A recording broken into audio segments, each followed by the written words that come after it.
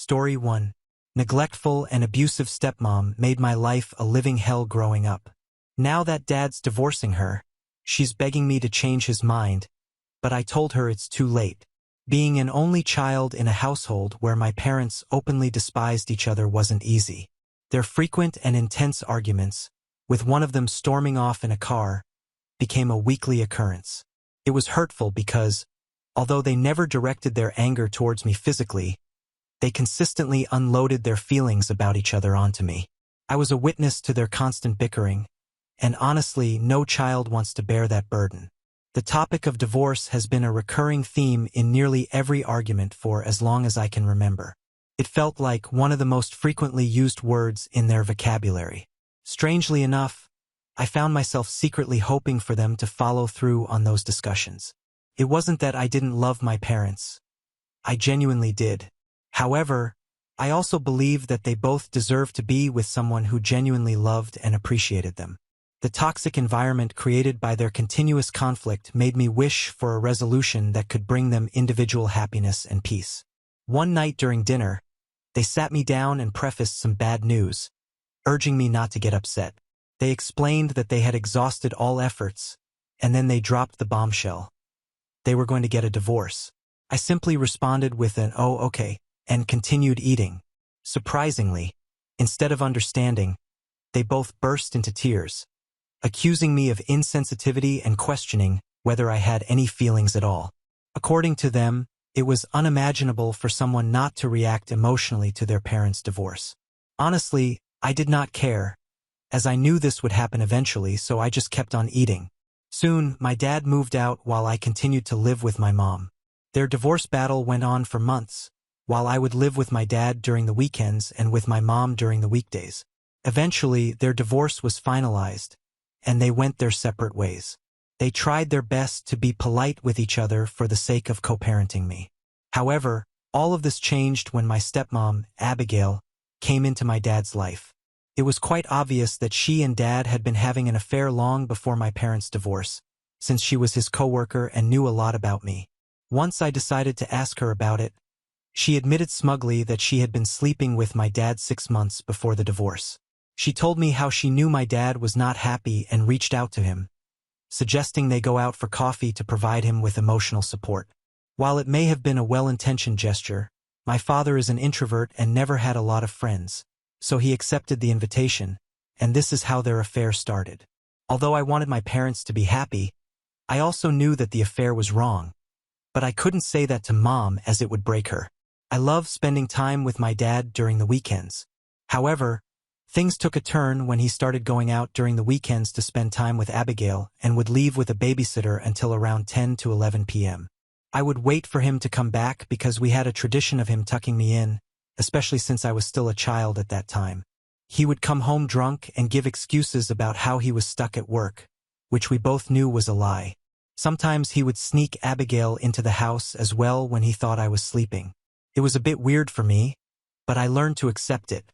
Abigail eventually moved in after a year, and the first thing she did was remove all photos of me and Dad from his living room. This move struck me as odd. She told my dad how the living room should have pictures of nature and stuff rather than family. She also changed my bedroom while I was not there. When I came back one weekend, she had turned everything in my room into a beige and neutral color. I was furious and made it clear to her that this was my space and I was my dad's daughter, but she told me how she hated how ugly and childish my room looked, so she had changed it. When I cried and told my dad, he and Abigail had a fight. She screamed that I should just stay with my mother if I had so many issues and that she and Dad should start a new life together without me throwing a tantrum about it. I remember knowing then and there that she was going to hate me forever, and she did.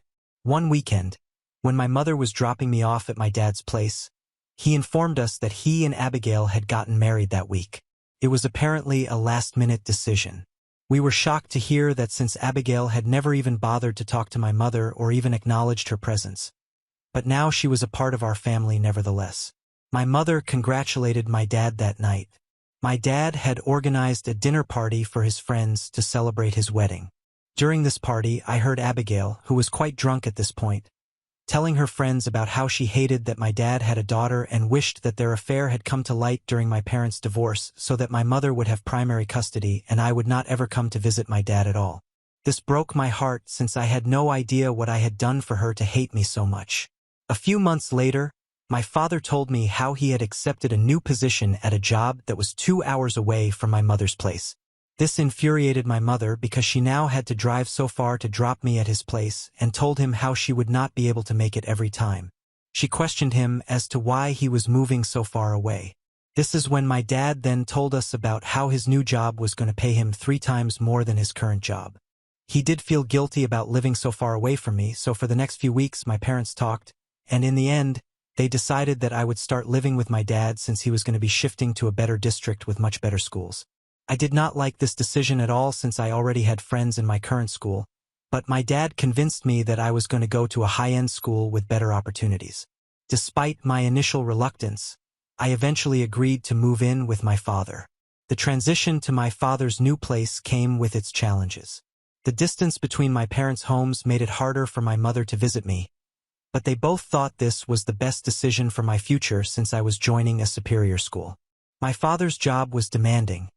He would wake up at 6 a.m., leave by 8 a.m. and didn't return until 8 p.m., so he would have no idea what went down between me and Abigail.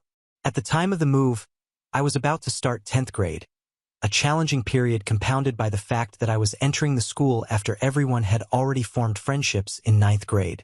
As a student, I was quite reserved and introverted, just like my dad, so I didn't know how to make new friends. I was also struggling with terrible insomnia at that time, which was maybe because of my anxiety, but I would hardly be able to sleep until the wee hours of the morning. This would lead to occasional missed bus rides, and unfortunately, Abigail was always unwilling to drive me to school. As a result, I had to walk 2 miles and would then end up being even later than I already was. While it was true that missing the bus was completely my own fault, I still wish she would have had some compassion for me when I was clearly struggling. She would also refuse to cook for me except for dinners when she knew my dad would be home, and then she could act like a good person in front of him. This is exactly when I started eating a lot of junk food in my life, which I would buy with my lunch money that my dad would have left for me every day. I was clearly not doing well, and instead of helping me, she would make fun of me, saying how I looked like a pig and how I was clearly looking to be bullied. She would not help me with any homework or doubts I had by saying that she was not my mother. I would wait with bated breath for my dad to come home, after which I knew that she would treat me normally. She would yell at me if I didn't make my bed perfectly or if, according to her, there was dust on my study table, even though I would clean it regularly. If I cried due to her yelling, he would tell me that if I didn't like it, then I should just move back in with my mother because I was being bratty. Every day she would remind me how this was not my house and make me feel like a guest. As you can imagine, I was depressed and anxious and would have panic attacks. No one understood me. My dad was too busy to see the truth, and I was afraid of telling my mother and causing another big fight between my parents. Once when things became too hard and I could not take it anymore with Abigail, I decided to run away to my mother's place. I had been saving up money that my grandparents had given me for Christmas, so I decided to book a bus ticket and packed a few things so I could go away. My mother was shocked to see me at her doorstep, since she and Dad had been calling everyone like crazy trying to get in touch with me. I cried and hugged my mom, and it felt like I was finally at home. She knew instantly something was wrong. When she found out what Abigail had been doing, my parents had a huge fight. My dad refused to accept that Abigail had been doing all this to me and told my mother how I was just over-exaggerating, which made me cry even harder. When my mother threatened to take this to court, he finally listened to her. He promised us that he would talk to Abigail and get to the bottom of this. As you can imagine, my dad did discuss with Abigail and found out how she had not been giving me any food while he was out, and he shouted at her a lot. I don't know what happened, but he came over the next weekend to pick me up and told me that Abigail was very sorry and this wouldn't happen again. My mother warned him, and my dad assured us that she was going to be better. I guess my dad must have told her a lot because Abigail never bothered me about that. She would cook for me begrudgingly, but other than that, she would completely ignore me as if I didn't exist. To be honest, I quite liked that since it allowed me to coexist with her in the same house. We would have a few fights here and there, but it was still manageable. Eventually, I managed to complete high school and moved away to college. My dad kept telling me to pick the college in his city, but I knew that I had to go far away from him and his wife. We barely remained in contact since I refused to visit him during my holidays. This would make my dad sad, and he would tell me how I should be a better daughter and how everyone else's child keeps visiting them. But the truth was that after I started staying away from my dad, I could see just how depressed I had been while living with his wife. My brain could finally process how difficult my life had been, and I knew seeing him with her would bring me down again, and I didn't want that. As a result, I was closer to my mom. She would regularly check up on me, and I would visit her every time I got time off from college. When I graduated, my dad and mom were there to cheer me on. Later, I was looking forward to having dinner with my parents, just like every other kid. But my dad informed us that he had to drive back home since Abigail didn't like eating alone. This was disappointing to hear, but I had learned not to fight with him when it came to Abigail, so I kept my mouth shut. For the next couple of years, I went on to have a job and eventually met my current partner, Michael. Since he came into my life, everything has changed for the better. His love and support have made a huge impact, bringing joy and a sense of completeness that I had been missing previously. Michael has a great relationship with my mother and has met my dad once or twice, but even those few times he has expressed to me how he doesn't like the way my dad treats me and prioritizes his wife over me every single time. For example, once when he came to visit me with Abigail, I had planned out the entire day so I could show my dad around my city. I was telling him about this plan on call when Abigail overheard and started complaining about how she was not in the mood to go anywhere and insisted that she and Dad should spend some romantic time together and that he could meet me later for dinner. My dad tried to tell her that they had come for the sole purpose of seeing me, but she put her foot down, telling him how he never took time off from work so he should spend the day with her and then meet me later in the evening. I did not want to come in between them, so I just kept my mouth shut and accepted her plans. Now, coming on to last year, during my birthday, my dad sent me flowers and ordered a special dish since he could not visit me. For context, I've been a vegetarian all my life, and everyone knows about it. The flowers were wonderful, but when I got the dish, I was shocked to see that it was a beef dish. Both my boyfriend and I were at a loss for words and thought maybe the restaurant had messed up the order. I called my dad, who asked me if I liked the dish, and before I could ask him, he started saying how I should thank Abigail for being so thoughtful since she had apparently ordered the dish for me. I took a deep breath as I understood then that this was all my stepmother was doing. I told my dad how she had ordered beef for me when everybody knew that I was vegetarian. My dad stopped talking, and I could hear him asking Abigail, who confirmed the same. I could hear Abigail justifying how she thought my boyfriend could eat it anyway if I didn't like it, so I should not be complaining about something both of them had gifted. I was infuriated hearing her reasoning. In my frustration, I told my dad how this was supposed to be my birthday gift and it was ridiculous for her to send me something she knew I wouldn't like. This led to a heated argument between my father and me, who tried to convince me that Abigail didn't have an ulterior motive and that I should at least thank her. I refused, saying that I never asked for the dish, hence I should not be obligated to thank her. To add to the argument, Abigail started crying beside my dad and saying how I was being ungrateful and that I was still a spoiled brat. I cut the call in anger because I didn't want to say something I would later regret.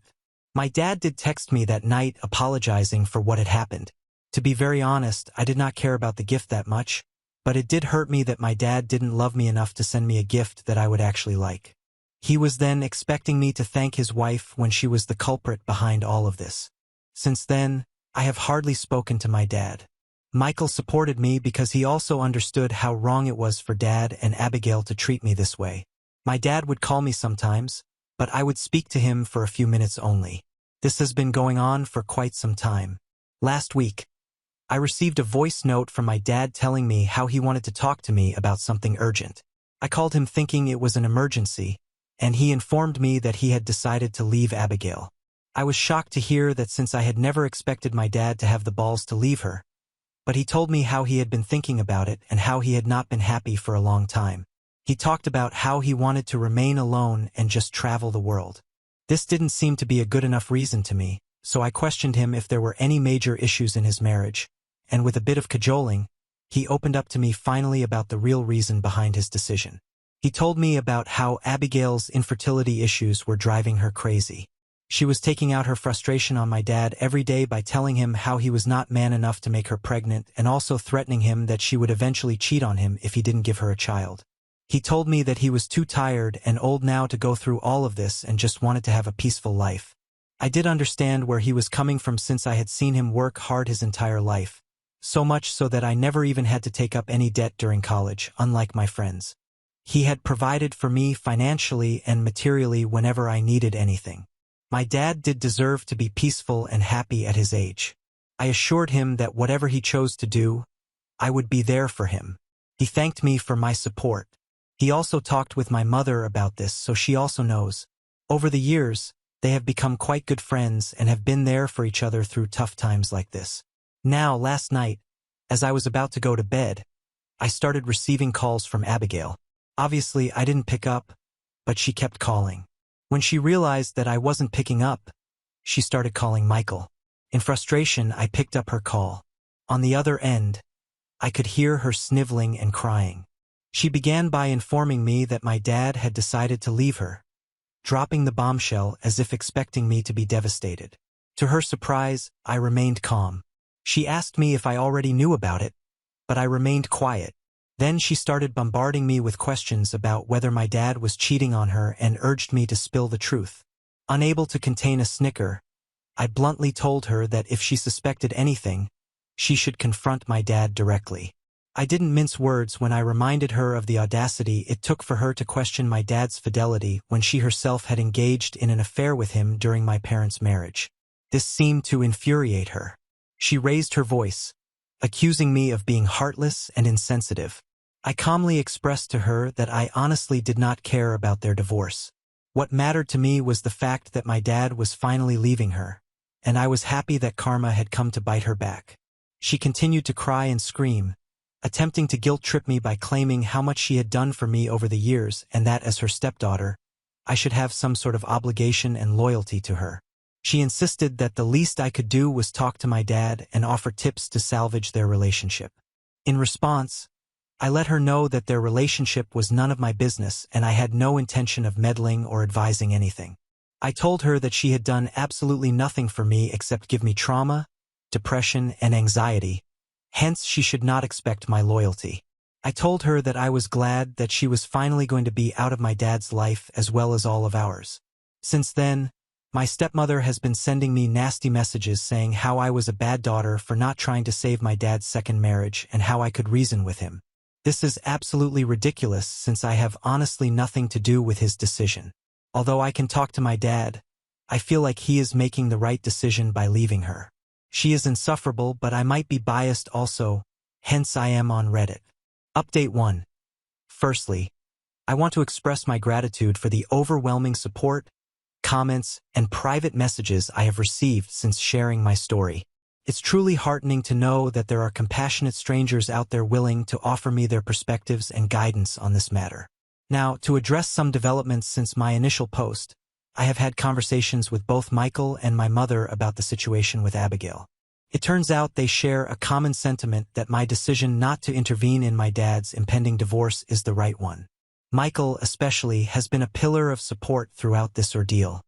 He reassured me that my well-being is paramount and that I shouldn't feel obligated to fix a marriage that has long been marred by toxicity.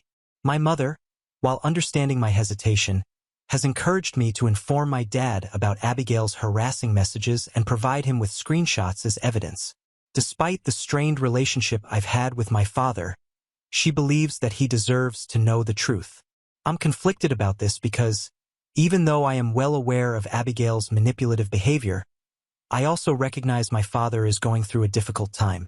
It's been a while since we were close, and I'm hesitant to disrupt him further with this news. Nevertheless, I've decided to gather the courage to have a conversation with my dad in the coming days. I'll share my concerns, the impact of Abigail's actions on my life, and the reasons behind my decision to distance myself from their relationship. It won't be an easy conversation, but I believe honesty is crucial, and he deserves to know how his soon-to-be ex-wife is treating me. I will keep you all updated on how the discussion unfolds. Update 2. Hi everyone. It's been a month since my last update, and a lot has transpired during this time. After my initial post, I decided to take the advice of many and talk with my father. I had a lengthy conversation with him about everything that had transpired, and it was a revelation for both of us. First of all, my father was genuinely shocked to learn that Abigail had called me after he talked with her about the divorce. He told me that he had no idea about it since she had stormed out of the house after a screaming match. Then I hesitatingly told him about the messages she had also been sending. He was appalled and angered by her actions, particularly the vile and nasty things she had been saying to me. He insisted that I immediately send him all the screenshots, stating that he would forward them to his lawyer as it might come in handy during the divorce, and told me that he would be talking to her about it. He assured me that this won't happen again. Then he opened up to me about the real reasons behind Abigail's desperate attempts to salvage her relationship. It turns out that when they got married, they had signed a prenuptial agreement. My dad had learned his lesson from his divorce with my mother, so he didn't want to go through all that again. Hence, in the event of their divorce, she would be entitled to nothing, which explains her resentment and anger. This is why Abigail was hoping that, by manipulating me, she could somehow influence my father to reconsider the divorce, saving her from financial loss. I had no prior knowledge of this prenup, and I expressed my approval of his decision to protect his assets. He then told me how her entire family had been calling and abusing my dad for the past couple of days by telling him that he should pay Abigail half of his assets, even though they had originally signed a prenup, since she had stuck by him all these years and deserved monetary compensation. I told my dad that I hoped he would do no such thing since Abigail could have continued to work and earn money for herself, but she chose to leave her job immediately and stay at home the whole day for all these years. My dad assured me that he wasn't going to be influenced by them and that the prenup was ironclad anyway. We continued talking, and my dad disclosed that he had moved out of their shared place because he couldn't endure Abigail's screaming matches any longer. He was currently living in a motel trying to find some solace away from the toxic environment. He did ask me about Michael and my work. Overall, my dad seemed to be doing okay, considering the circumstances. It was a relief to see that he was taking steps to free himself from an unhealthy and unhappy marriage. Update 3. Hey everyone. It's been quite a ride since my last update, and I have to share a major revelation that has honestly left everyone shocked. My dad recently found out that Abigail has been cheating on him for the past year. Yep, you read that right. Turns out she's been having a little rendezvous with one of her friend's husbands. Classic, right? I swear, sometimes reality is stranger than fiction. Apparently, Abigail would use the guise of going out for girls' night to secretly meet up with this guy. It all came crashing down when her friends stumbled upon their chats where Abigail was practically forcing the poor guy to leave his wife so they could ride off into the sunset together. The friend, rightfully furious, confronted her husband about the whole mess, and he spilled the beans on the affair. The friend then drove straight to Abigail to confront her about all this. Abigail, true to her character, obviously refused to accept her mistake and instead blamed the friend for her husband cheating on her. In anger, the friend decided to reach out to my dad since she already knew they were getting a divorce. The friend informed my dad about everything and even told him how she was leaving her husband after this. When my dad dropped this bomb on me, I have to admit I was shocked, but in a weird way, not entirely surprised. Abigail has also reached out to my dad, attempting to justify her actions by blaming him and saying how her infertility issues had compelled her to do crazy things. My dad, though, does not care about her explanations and is having none of it. The divorce proceedings will continue as decided. Update 4. Hello, wonderful people. It's been 6 months since my last update, and this time I am back with some positive news. My dad is finally a free man, living his life and doing remarkably well. After the divorce was finalized, he kicked Abigail out of his home. We have all collectively blocked Abigail from our lives. No more drama. No more toxic messages. Just pure blissful peace. Honestly, it feels like a weight has been lifted, and the air is clear again. On the home front, things are surprisingly harmonious. I make it a point to regularly check up on both my parents. It turns out that a little distance from the chaos has allowed all of us to rebuild a healthier connection. Michael and I are taking our parents, my folks and his, to a retreat where we can all bond and create some beautiful memories together. We want to see how well our families gel. My parents are on board, and they're looking forward to this family retreat. On a more personal note, Michael and I are having serious conversations about marriage. It's an exciting prospect, and I can't help but feel a surge of joy at the thought of building a future together with him. Now on to the next story. Story 2. Before we start, if you're enjoying this video so far, please consider liking and subscribing to the channel. Now let's continue. Entitled Dill banned me for my grandson's first birthday in my own house. So I packed their bags, changed the locks, and kicked them out to teach her a lesson. I am a 66-year-old single man. I lost my wife 3 years ago, and since then I have been single. Actually, I'm heartbroken. Next Sunday is my grandson's birthday, and my Dill has not invited me to the party. I didn't even know there was a party organized until my friend, who was their neighbor, told me. His granddaughter got an invitation card to my grandson's birthday. He didn't know I was not invited. We go for morning walks together. On our way to the walk, he told me about the party. It was shocking because I am very close to my grandson, and he loves me too. He is turning 1 next Sunday. When my friend told me about the party, I thought it was a small cake-cutting event with just the kids of neighbors, but my friend told me that the party was going to be grand, and not only the kids, the adults were also invited to the party. The invitation says the kid's name +1. The invitation includes a dinner as well. This was unbelievable because my son is not that well off to spend so much money for his son's birthday party. I snapped at my friend that he was exaggerating it, but he sent me a picture of the invitation card later. He was right. The party seemed big. It left me wondering why I was not invited to the party. It made me anxious. To pacify myself, I said maybe they had forgotten to invite me, or maybe the invitation is on the way. There's still 12 days left for the party. My anxiety got the worse in me, and I went to meet my grandson. When I went there, I saw Dill immersed in her phone while my grandson was playing by himself on the lawn. I picked him up and played with him while my Dill stared at me from the window. My Dill has always been resentful of me. She has never liked me or my wife. I quite don't get the reason behind her dislike, but maybe she thinks we are inferior to her. Actually, she is from a well-off family, but we are not rich. We ain't poor, but we don't have as much money as her dad. Besides money, it's a matter of social status as well. Her father is a lawyer, but I'm just a mechanic and run a garage. If she's proud of her dad's money, then it's a hollow pride because her father resents her and doesn't give her a penny even when she needs it the most. Last year, during COVID, when my son lost his job, their finances were affected very badly. She's a homemaker. They had just one source of income. Losing that job was a mighty blow to them. They started living on their savings, but eventually that also dried off. My garage business also dwindled in the COVID lockdown, yet I helped them in whichever way I could, but my finances were also running tight. Their situation got so bad that they were not able to pay their house rent and got an eviction notice from the owner. I was living alone, so I offered them to move into my house while I moved to my garage. I have a 2-bedroom house with a kid's room. I could have stayed in my house with them, but I knew that my Dill would be uncomfortable around me. That's the background of my situation. When I went to meet my grandson this morning, I thought Dill would tell me about their birthday plan, but to my disappointment, she didn't say a word. Until now, I was hoping that she had forgotten to invite me, but now it seems evident that she doesn't want me there. It breaks my heart to think what wrong did I do to her to get this treatment. I have always tried to make their life comfortable, help them out, and this is what I get in return. Update 1. Thanks for all the kind words. You guys are right.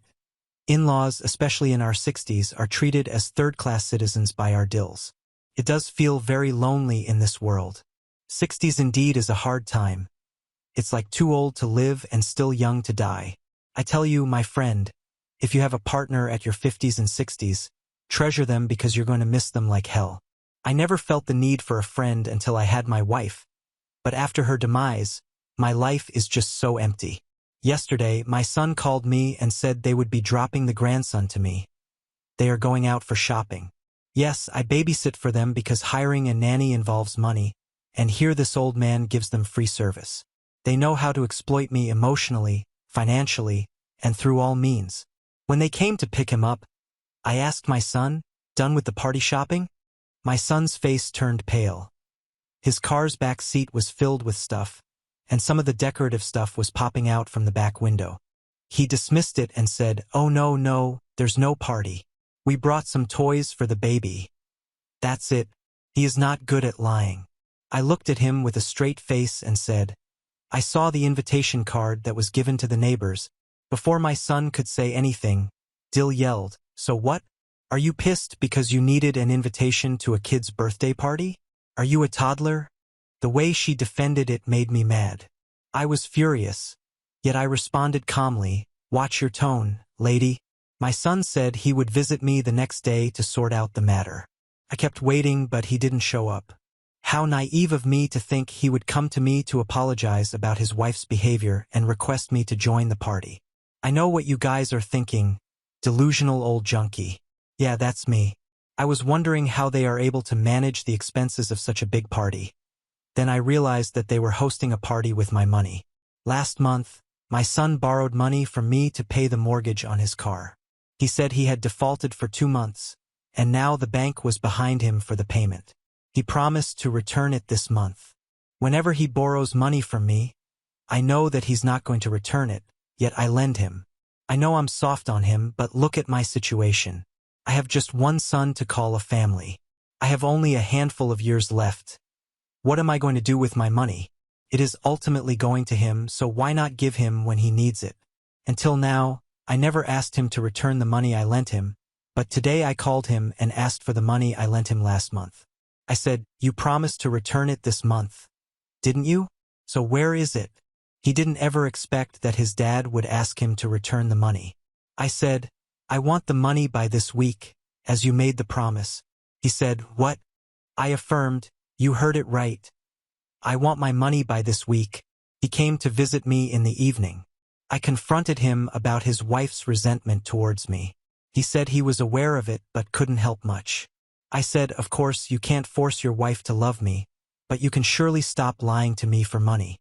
I know you lied about the car mortgage thing to borrow the money for this birthday party.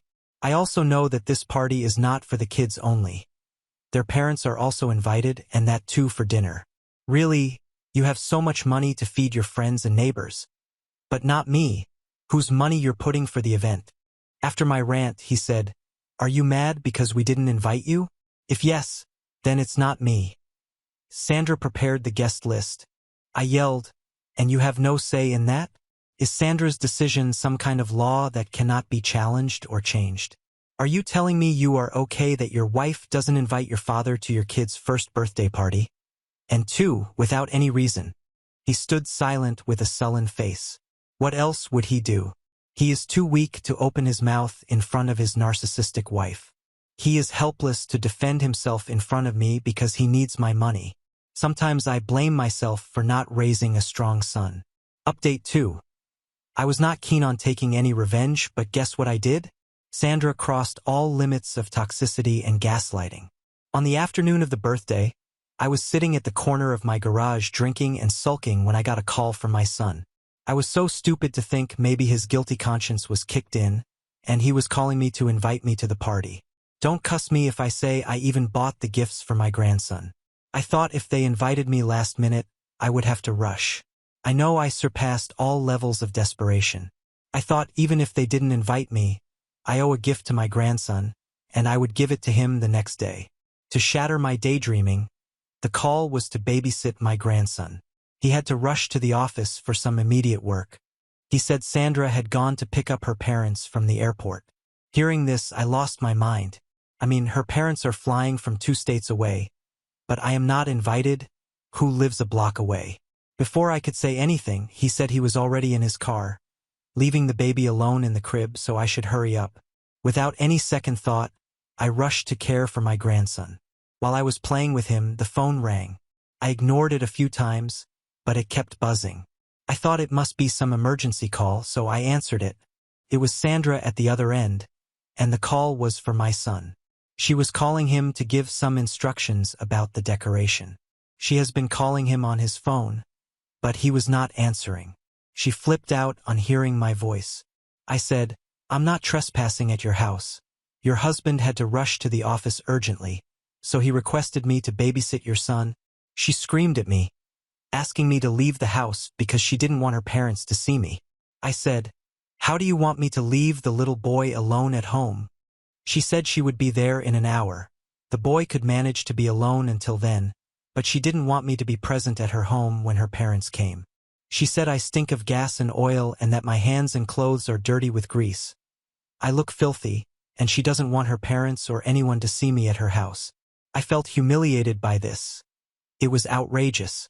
I cried like a baby, holding my grandson in my arms. I can't explain you guys how terrible I felt at that moment. Quickly, I picked myself up to leave because if she arrived and saw me there, she would break 7 hells on me. While locking the door behind me, an idea stuck in my mind. Damn, it's my house. Yeah, that's right. I gave them my house to live in as a goodwill gesture. And no, they don't pay rent to me. I was like, "Lady, I'm done being a doormat." I quickly called up my workmen with toolboxes. They helped me change the locks of the house, pack their clothes and other belongings, and thrash them out on the front porch. All the big items like furniture and electronics were mine. They didn't bring any. After that, I held my grandson and strolled on the front lawn, waiting for Sandra to arrive. As soon as I saw her car entering the driveway, I went towards it, handed over the baby to her through the window, and walked towards my car. She sat the baby in the car, or maybe gave it to her parents, and came behind me yelling. She screamed at me as to why I was still here when she had asked me to leave. I didn't bother to look at her or respond. I just sat inside my car and said, "If you need any help moving your stuff out, call me." Before she could react or understand, I drove off. Just a few minutes later, she was blowing my phone with her calls. I ignored it. Then she sent me voicemails as to why the lock was not opening and why their stuff was thrown outside the house. I laughed at her messages. I was like, "Woman, get a hint. You have become homeless." I went to my garage and sat at the entrance. I knew she or my son would pop up soon, and there she was. She came charging at me. I said, "Before any evil thoughts come to your mind, let me tell you there's a camera installed everywhere, and it is fully functional." She yelled and basically repeated the same stuff. Why the house was not opening. I said, "I changed the locks, and the key is inside the garage, which stinks of oil and grease, and other nuisance would like to touch that key." She was aghast. She pulled her hair and screamed as to why I did change the locks. I stared at her and replied with a straight face, "Remember, that house is mine. I did a favor by letting you all live there." She cut me in between and said, "Then why did you throw our stuff out?" I said, "Because I changed my mind. Now I don't want you guys to be living there." She stamped her foot, went back to her car, and drove off. I knew this was not over. After some time, my son showed up with red, teary eyes. That's his technique of manipulation. He was like, "Dad, please give us the keys. I promise Sandra will be nice to you. She's going to apologize to you." I stopped him right there. "Really? Sandra is going to apologize to me? Where is she?" His face lit up and he asked me if Sandra apologized, would I give the house back to them? I said, "I don't know. I might consider depending upon how she does it." He stood up to call Sandra. The way he was talking seemed that she was not ready to apologize. But within 10 minutes she arrived. She started off by saying, "Look, I'm sorry." I said, "Hold on. Let's sit inside the garage and talk." She was reluctant to get in, but my son gave her a look, and she followed us inside, covering her face with a napkin. Her sorry felt like it was a favor to me. She was like, "Okay, sorry. I won't yell at you again. Give us the keys. My parents are waiting outside. They are tired from the journey." I was dumbfounded at her way of apologizing. I looked at my son with wide eyes. She was like, "Okay, sorry again. Enough of making faces. Our guests would be in soon. We need to arrange everything. And yeah, you can join the party too, but please wear new clothes." I could not bear her tone anymore. I stood up and screamed, "Get out. Just get out of here and never show your bloody face ever again. You are not getting the house ever again. Not even when I die." Instead of being sorry for her behavior, she started yelling at my son. "See, I told you he's not going to listen. We should call cops on him." He shrugs off her hands and yells back, "That's his house. We cannot call cops on him. Cops are going to bash us for mistreating him." He left the garage yelling at each other. My friend who lived next door said that Sandra and my son came back and told her parents what had happened. Maybe she was trying to manipulate the truth. When my son intervened and explained the whole truth, her parents were heard yelling at her. Then they handed over the baby to her and left. Few of the children also arrived for the birthday party. My son asked them to come back after an hour. They quickly loaded their trunk with as much stuff as they could and drove off. After some 30 minutes, they sent out an apology mail to everyone that the party had been canceled. Some of their big suitcases are still lying on the porch. The friends and neighbors were not stupid to not guess what had happened. The party got canceled last minute, and the stuff lying outside adds up to most of the things that they are being kicked out of the house. That was all that happened until now. I feel no remorse for doing this. They had pushed all my buttons, and I could not just stand there and take it. Update 3. My loser son showed up at my door again. 1 week went by since I had kicked them out. It was almost midnight when I heard his knock on the door. I opened the door and said I didn't have any business with him. He held my hands and started begging me to let him inside the house. He said he had been living in the car for a week. He doesn't have enough money to lease another house with his income. It is difficult to meet the ends even for the household expenditure. He started crying that he could not afford to bear the rent. I said, "Why don't you ask your entitled wife to get a job?" He said, "She just doesn't want to work. She thinks of herself to be a prize for him because she was way out of the league for him." I burst out in laughter. "Sure, then show off your trophy to get bread. This old man has done enough for you all." I said, "Your wife has always been narcissistic towards me, yet I gave all my support to you. I gave up on my house and lived in the garage because I loved you and wanted you to be comfortable. What did you give me in return? You let your wife humiliate me. Don't you have a spine to take a stand? Yeah, you have a golden wife and you surely cannot upset her. Then live off with that gold and don't come to me for help." He tried his last bet by saying, "Please, Dad, give us the house for the sake of your grandson." I charged at him, "Enough of the emotional manipulation. Don't dare to blackmail me any further. Until now, you extorted my money and my house saying, 'Dad, please do this for the sake of your son.' Now when that card is not working, you are using your son to get away with your demands. Just get out of here. You are not getting anything." The next day, he showed up with his wife and son. I said, "I'm not taking any apology. It's not just about birthday invitations. The hatred is deep-rooted. She hates me for my job. She considers it menial. There's no way I can let anyone mock my profession. Mechanic jobs may be dirty, and our hands may be dirty with oil and grease, but dude, it involves skills. What do you have? You are jobless just because you are beautiful, and your dad as a lawyer doesn't give you a right to humiliate others." She fell on her knees and said sorry, but I slammed the door in their face. I don't want to have any contact with that toxic woman and that spineless man. I know it's not the end of the world for them to be kicked out of my house. Eventually, they'll be able to put their life together. I also know for a fact that they would never forgive me. In fact, they are going to make my grandson bitter about me, but that's okay. I have given enough of myself to become likable by my dill.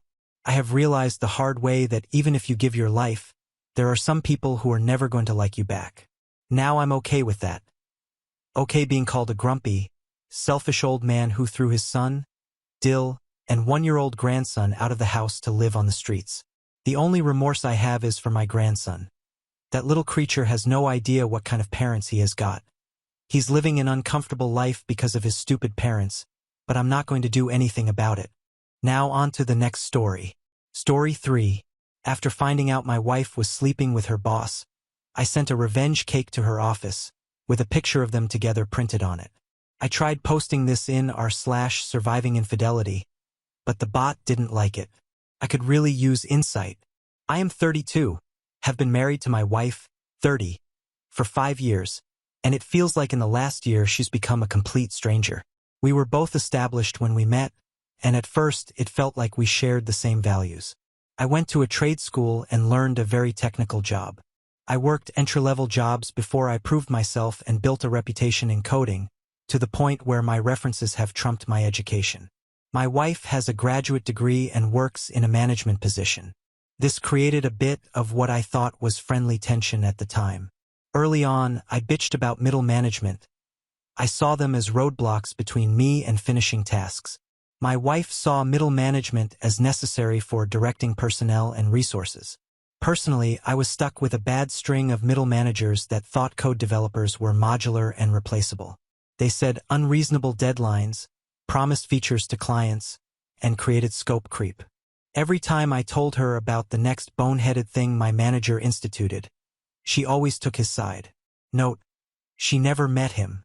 He sees things you don't, she says. After about a year of dating, I learned to stop telling her about my day at work if it didn't involve days off or raises. I always felt like she resented the fact that I didn't go back to school for a 4-year graduate degree. She pushed about it early on, before marriage, but when I broke down the loans and debt, she dropped it. She was relatively debt-free when we married, as was I. As I said, we were pretty close in earning power as well. About 2 years ago, I started working for a company that had an owner who talked to me directly. He saw value in me and my potential. I now make 50% more than my wife, and my manager is a guy that works well with me. While not a technical lead, he embodies what a Scrum Master should be. I would say he knows how to stay out of my way, but that makes it sound adversarial. He's a great supervisor. The first 4 years of marriage went great overall. I didn't complain about managers, and she didn't push me to dump thousands into a piece of paper in debt. We had fun, went on date nights several times a month, shared hobbies, cooked together, read books together, and watched movies together. When the first lockdown hit, we both worked from home. Our house is really nice, with 3 spare bedrooms for if we eventually had kids. One was already converted into an office for me, and when lockdown started, we converted the second one into an office for her. We both telecommuted. I would get up, make breakfast, shower, shave, dress in a suit, then walk into my home office. I hate suits and ties, by the way, but it does put me in the mental state of, okay, this is work time. My wife, however, rolls out of bed, eats breakfast, brushes her teeth, puts on a t-shirt and sweatpants, and goes into her office with her iPad to play Candy Crush between emails. I guess I see it as work from home, and she sees it as work from home. I digress. It's the weirdest thing how proximity can create distance. She has several meetings a day, and I can tell because she keeps her door wide open and I can hear them. I have 1 meeting a day, a scrum, and it's short. I closed my door for mine. 5 months ago, she said she felt insulted that I closed my door for the daily scrum. I explained that it's for peace and to keep my mind focused on work. She said she felt like I was hiding something. I tried to keep up our hobbies together, but she brushed it off, as we see each other all day as is. I should have pressed, but I didn't. I treated the lockdown as temporary, and maybe I shouldn't have. It got really bad when her company instituted a partial office reopening. She jumped at the chance to be part of the 50% of the company back in a rearranged office to allow social distancing. I don't blame her. I miss working at the office too, but my company hasn't opened up the offices yet, and as long as I have access to my dev environment, it really isn't needed. I think several of her other coworkers got into her head. She would stay after work to hang out with them, have drinks at a coworker's place. I pressed and wanted to know more, but she was secretive and guarded. She became colder and colder too. It felt like I had a roommate and not a wife at that point. Last month, on a weekend, she put her old iPad on the desk and said, "Can you wipe this? I want to gift this to my niece." I shrugged. I offered to do that sort of thing for the family and didn't think much about it. Off she went to another company gathering, and I switched on the iPad. Maybe my wife was becoming so brazen. Maybe she thought I wouldn't check it and just do a factory reset. Point is, I checked it and saw her messaging app, pics, videos, IMs with her boss. They've been having an affair for 2 months. I can't describe the feeling in my veins. It was like my blood turned to ice. It reminded me of the scene in Equilibrium where the polygraph flatlined. I copied everything, packaged it into cloud storage I use for dev projects, separate from work, and started looking for a lawyer. I didn't confront her at first because I wasn't sure what I would do. The new sensation in my body felt like I was both numb and walking through water. She didn't notice or didn't care. By that point, we were already a dead bedroom. We were really in the roommate stage, I guess. I contacted a lawyer, and he wanted to keep investigating and me to keep my mouth shut. He suggested I get a private investigator and suggested a good one. For the last 4 weeks, we were gathering evidence, and he was preparing the filing for divorce. Be patient, he kept telling me. Her indifference made it easy at first, and my eyes filled with veins. Yesterday, my lawyer told me he had the filing almost ready. Our state is at fault, and the PI got photos, video, plus the texts. It was pretty much a slam dunk. Then last night, I don't know what happened to me, but the ice turned to fire. She came home late, of course, and I don't even remember what she said to me, but I went off. I said I hoped it was worth her boss. She turned mean, nasty, vindictive. She said I wasn't there for her emotionally. I was just lounging all day at home, even if I was earning the lion's share at home. I wasn't intellectually stimulating, even though I work a highly technical job. I told her I had a lawyer and she laughed. She said my bluff was pathetic. There was no way I was leaving her. That even if I divorced her, she would get half my paycheck. If I stayed with her, at least I would get to occasionally have sex, so I shouldn't mess this up. She was a different person. I said to her, "That's not a marriage." She laughed again. "Honey, this is the 21st century. A woman can have her cake and eat it too." She laughed again and went to bed. I emailed my boss and said I needed a week off to handle a family issue. He, of course, granted it. I slept on the couch in my office. This morning, she left as I was getting dressed and only said, "Don't wait up." I went to my lawyer's office and he said he had the papers ready. He had a process server with him and asked how I wanted the papers served. I told him my idea. My lawyer, bless him, laughed and said, "You better not. I've had so many people want to do an audit or revenge serving, and I always talk them out of it. Judges don't have a sense of humor." He told me how this could cost me alimony or assets. I didn't care. Her words burned me. I wanted her burned back. The lawyer did his best to keep telling me not to, but he relented when he saw how serious I was about this. The process server heard my idea. He laughed as well and said, "You're my hero." I had to special order something with a rush. Cost me a cent. I sent the process server to pick it up and deliver that with the papers to my wife's work. The process server told me what happened when he was done. He said he showed up at her office with a large box and papers. He found my wife talking and laughing with a group of coworkers and friends and asked her name. She confirmed and asked what it was about. He put the box on a nearby desk and opened it. It was a cake, one that you could get a custom image printed on in frosting. I didn't even know that was a thing until this morning. The image was an image of my wife and her boss in an embrace. Clothed, but obvious what they were doing. With the words, "Here's your cake, eat it," iced above the image. The process server put the papers next to the cake box on the table. "You've been served," he said. What happened next was a loud screech from her. At least 8 people in the office saw the cake. My wife freaked and swatted the large cake box off the table, where it fell on the carpet, but with the image still visible. Several of her co-workers started berating her, and she started crying and screaming. The process server took a hasty retreat. My phone blew up, and I just kept sending her to voicemail. I don't bother reading her texts. She hasn't come home, but her mother texted me saying she is going to stay over there for now. The euphoric rush of the cake felt great, but as the hours pass, I am considering my lawyer's words now. Did I mess this up? Update 1. I am overwhelmed with all the support I've gotten in the past week. I'm still off from work. My boss decided to give me 2 weeks instead of the one I requested. Good man, he is. I've already split our savings in half, put my half in an account in my name, and changed autopay for the mortgage, credit freezes, etc.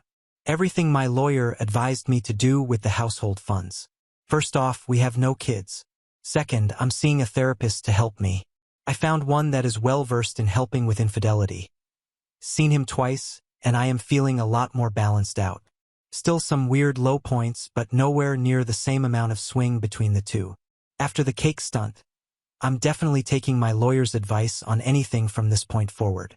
He said, "You can be happy or you can be right," in regards to taking his advice, and I get that now. He told me that if my wife wants to return home, that I'm not legally allowed to kick her out, but I should record all interactions with her. She's not staying at home again. Still at her mom's, but she did want to come by Saturday to talk. My lawyer told me I could, but said he would prefer, if she wants to talk, to have it done at his office with her own lawyer present, as well as himself. I presented this to her in email, of course, and she responded that she didn't have a lawyer. My lawyer said, barring showing up at his office, have witnesses and record the meeting. I let my wife know this was my condition to talking with her. She actually accepted, so I had 2 mutual friends come in, all 3 of us with our phones on the table ready to record. She came in and tried to give me an awkward hug, but I just held my hand up, and the phone started to record as the 4 of us sat down at the kitchen table. She was actually apologetic. She said she felt like she was watching a movie versus being in charge of her life, but it felt thrilling and with a rush. She asked if I wanted to know why. I said I really didn't care at this point. She felt that she owed that much to me and told me when she started going back to the office when it reopened, she got really close to 3 female coworkers, each a few years older than her, and 2 of them divorced. She said they wormed their way into her head, told her about how she's owed more than she's getting. They asked her constantly about her home life. The ringleader apparently was psychoanalyzing me from my wife's stories. My wife told them about my issue with managers back in my early career, and the ringleader took this to mean I'm threatened by educated people. The ringleader told her that I was a submissive male and she needed a take-charge man in her life. That if I found out, I might have shouted and threatened. But get in line, my wife still has her job for now, but only just. The people that saw the cake were my wife, the 3 witches, her affair partner SL boss, and, according to her, 2 other coworkers that were lateral to her. The boss immediately ended the affair, told her to only communicate with him in email, and that if she ever tried to show up in his office alone, he would call in a coworker immediately. The 3 witches turned on her immediately and publicly berated her for doing such an awful thing. The other coworkers, according to her, didn't want to get involved with her soap opera, so no reports to HR. She said her 3 friends doing a 180 on her immediately sort of shook her out of her fog. She seemed really ashamed and said she had to ask for $5,000. I was confused because there was money left in her account. I made it a point that she had it. She was living with her mom. She didn't have any major expenses. It turns out the ringleader and the other 2 witches wanted to be paid for their silence. They're blackmailing her and gave her a deadline lest HR will know all the sort of details. She was pleading for help. I told her that there is no going back to normal after this. Everything will change. That if she bends now, it will be more money later. Best for her to report herself, her boss, and her coworkers. It would work better than having sleepless nights waiting for the knife to fall.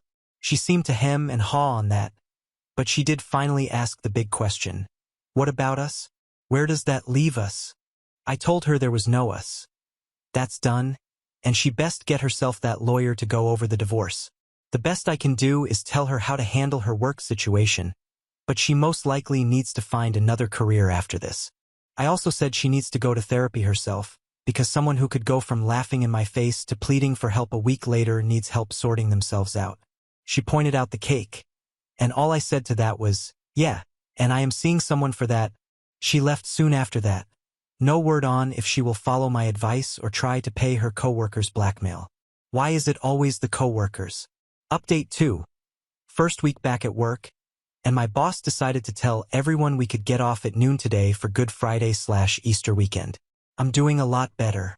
I'm still seeing an individual therapist, and last weekend I drove out into the rural roads to unwind and saw a dog breeder as I was driving by and was curious. Stopped in. He was an Asian fellow and had a breed of Asian dogs I've never seen before. He was telling me about how they were extremely loyal and brave. After playing with a few of them, I am considering going back to buy one, even if they are extremely pricey. I believe they're called doos. The wife always entertained getting a dog, but she never found a breed she liked. Anyways, the wife still has not moved back in or made any direct attempts to contact. But she did get a lawyer. My lawyer called me and said something like, "Buckle up. You're going to visit a marriage counselor." I said I didn't want to see one. The divorce was happening no matter what. He agreed, but then said, "Normally I'd tell the other attorney to pound sand. But now I have to paint you as a reasonable person, so you have to entertain reasonable requests. This is why you should listen to your attorney. If I held back my anger, I would have been able to ignore this request." He did give me advice for this session. Don't admit fault. Don't concede I failed anywhere. Don't agree to anything, not even a second session. Just attend this session, and if I wanted to still divorce, answer questions as neutrally as possible. Don't yell. Don't shout. Don't accuse. The visit, if it could be called that, was via Zoom, me and my home, my wife and her mother's home, and the counselor in what appeared to be an office. It was interesting. The counselor was interested in spreading blame. Surely you could see how distance could create need? I simply said, I don't agree. It takes two people to create a rift in a marriage. Yeah, her and her boss holding on to this is staying in the past. There could be a wonderful future. Past behavior is a good indicator of future behavior. Stuff like that. I wouldn't pretend for a second that I played mind games or ran circles around her because I just didn't engage more than I had to. It was 2 hours of her and my wife just trying to make me take even 10% of the blame so she can say, "See? It was both of your faults. Now let's rebuild," or something like that. Near the end of the session, the counselor asked me why I was acting so cold. I said something along the lines of, "Did you know infidelity can create the same mental damage as PTSD?" The counselor said, "I heard something like that before." Yes, the session's time was running out, and I was about to sign out when my wife asked if I was good with attending another session next weekend. I said I didn't think that was a good idea. She then begged what it would take for me to agree for a session next week. I said good night and signed off. Now I'm just waiting to see what the next reasonable request is that I can't turn down just so my lawyer can paint the picture that I'm a well-adjusted guy that had one outburst of bad behavior versus a trend of bad behavior. Now on to the next story. Story 4. My husband cheated on me with my best friend for months, and she confessed everything, even showing me their texts, and I'm completely devastated. My husband, 39M, and I, 37F, have been married for 7 years. We have a 5-year-old son. He also has a 9-year-old son from his previous marriage. My best friend, 36F, confessed to me that she and my husband had an affair last year that ended around Christmas time by 2023. I had noticed some distance on her part, but she always seemed to have what sounded like valid reasons. I definitely felt like something was different with her, but I never assumed it was anything like this. We still talked and saw each other during the entire time that they were doing whatever they were doing together. Since it all ended in December, she told me now because she has confessed to her husband, and she wanted me to hear it from her instead of him. She's filing for a legal separation from her husband, and in their long talk about their marriage and why this was happening, she confessed to the affair she had with my husband.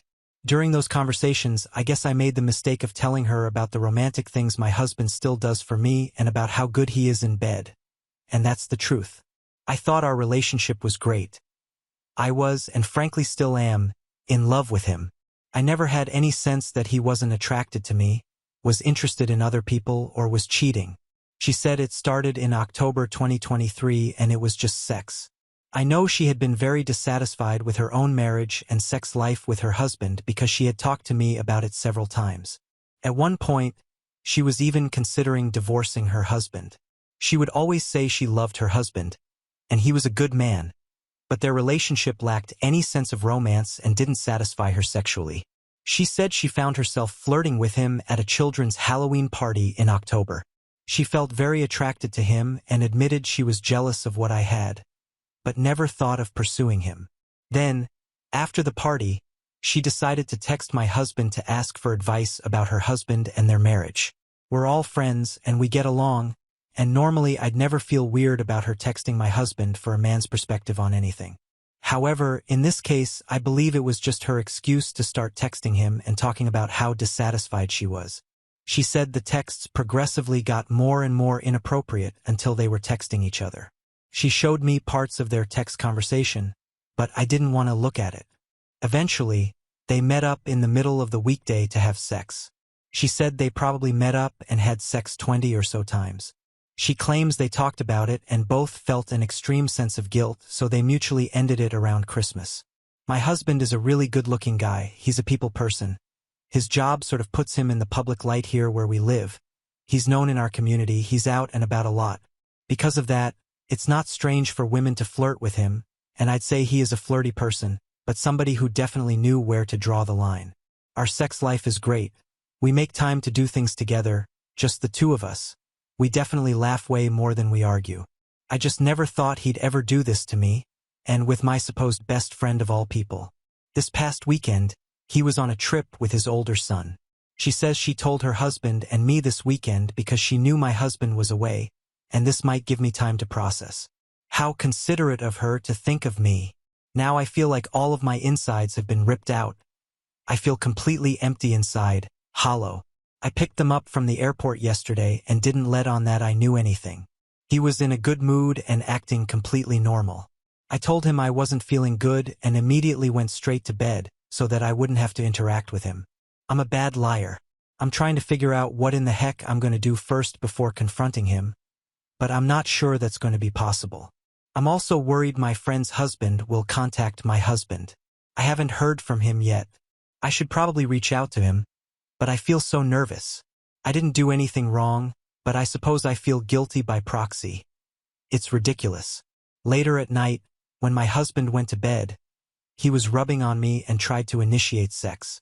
Normally, I would want sex after being apart for a few days, so it's just not realistic to think I'm going to be able to put on an act for very long. Comments.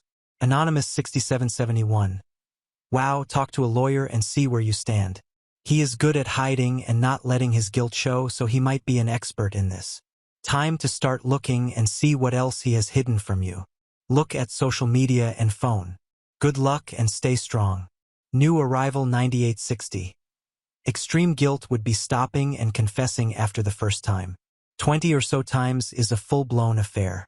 The fact that he has been acting totally normal all this time shows what a good liar he is.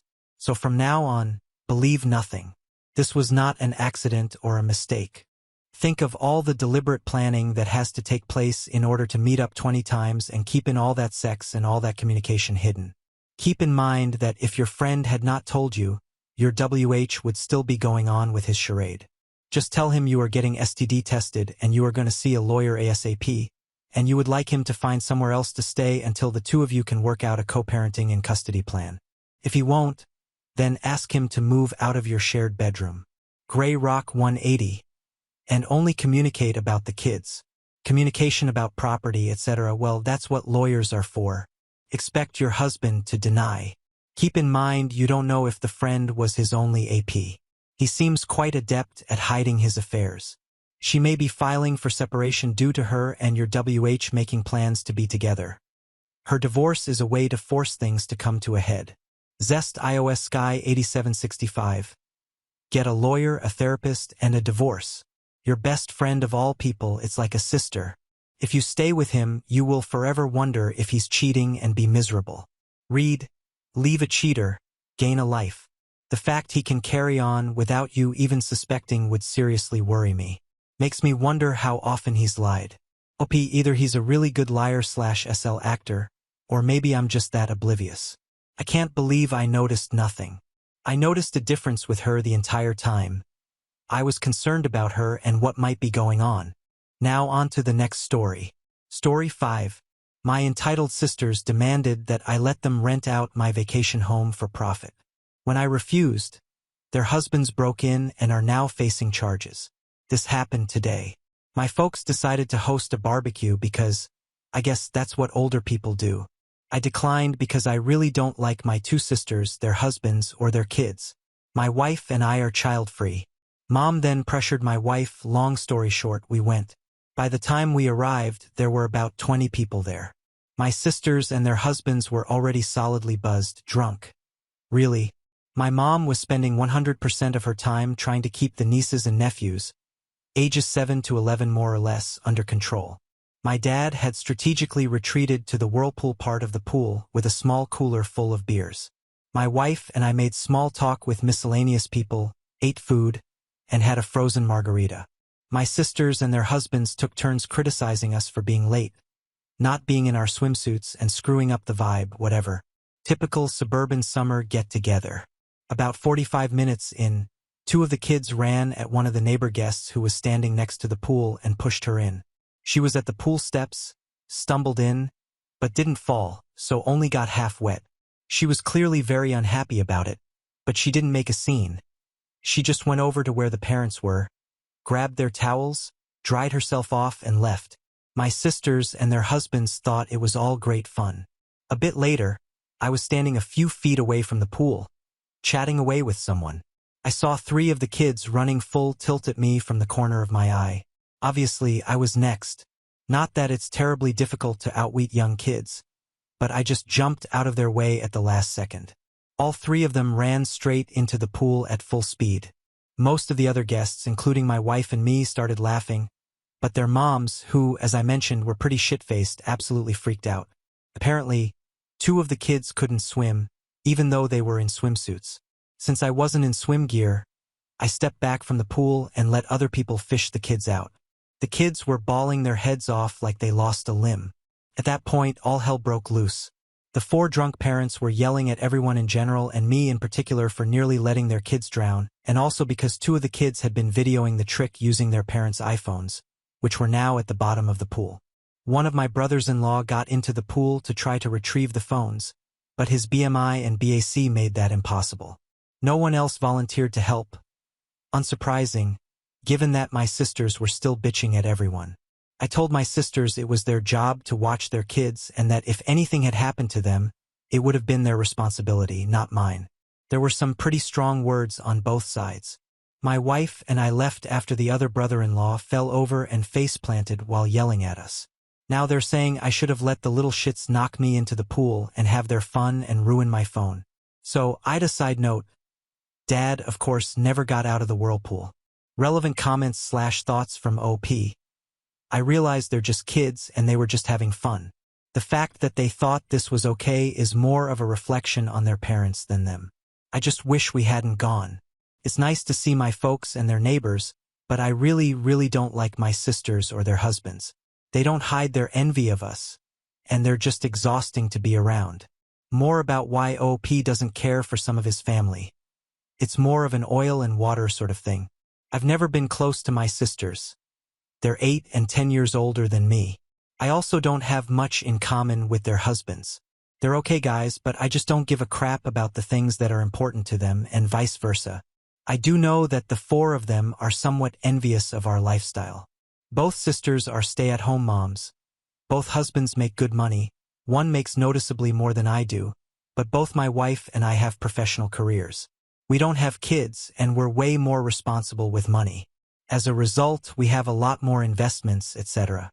And we don't have to drive cars full of kid debris, and we take nice trips once or twice a year. It definitely galls both sisters and, by extension, their husbands, so we get some petty behavior from them on an ongoing basis. Overall, neither my wife nor I enjoy their company, which is why I wanted to skip the get-together. Just not worth it to me, but my wife is a positive person and is usually happy to see them. Hopefully, next time my wife won't feel guilt into going. That's probably the one positive thing that will come out of this. My wife is much more tolerant and forgiving than I am towards my siblings, but based on what she was saying on the way home, I think she's had it with them as well. Your dad sounds awesome. Yeah, my dad's very chill. He loves being around groups of people, used to be in sales. Likes people to enjoy themselves and is definitely enjoying life as a retiree. He and two other guys with him just sat there and watched the show. Mom's cool too, but the situation upset her. Kids okay. The kids are fine. By the time I left, they were inside watching TV.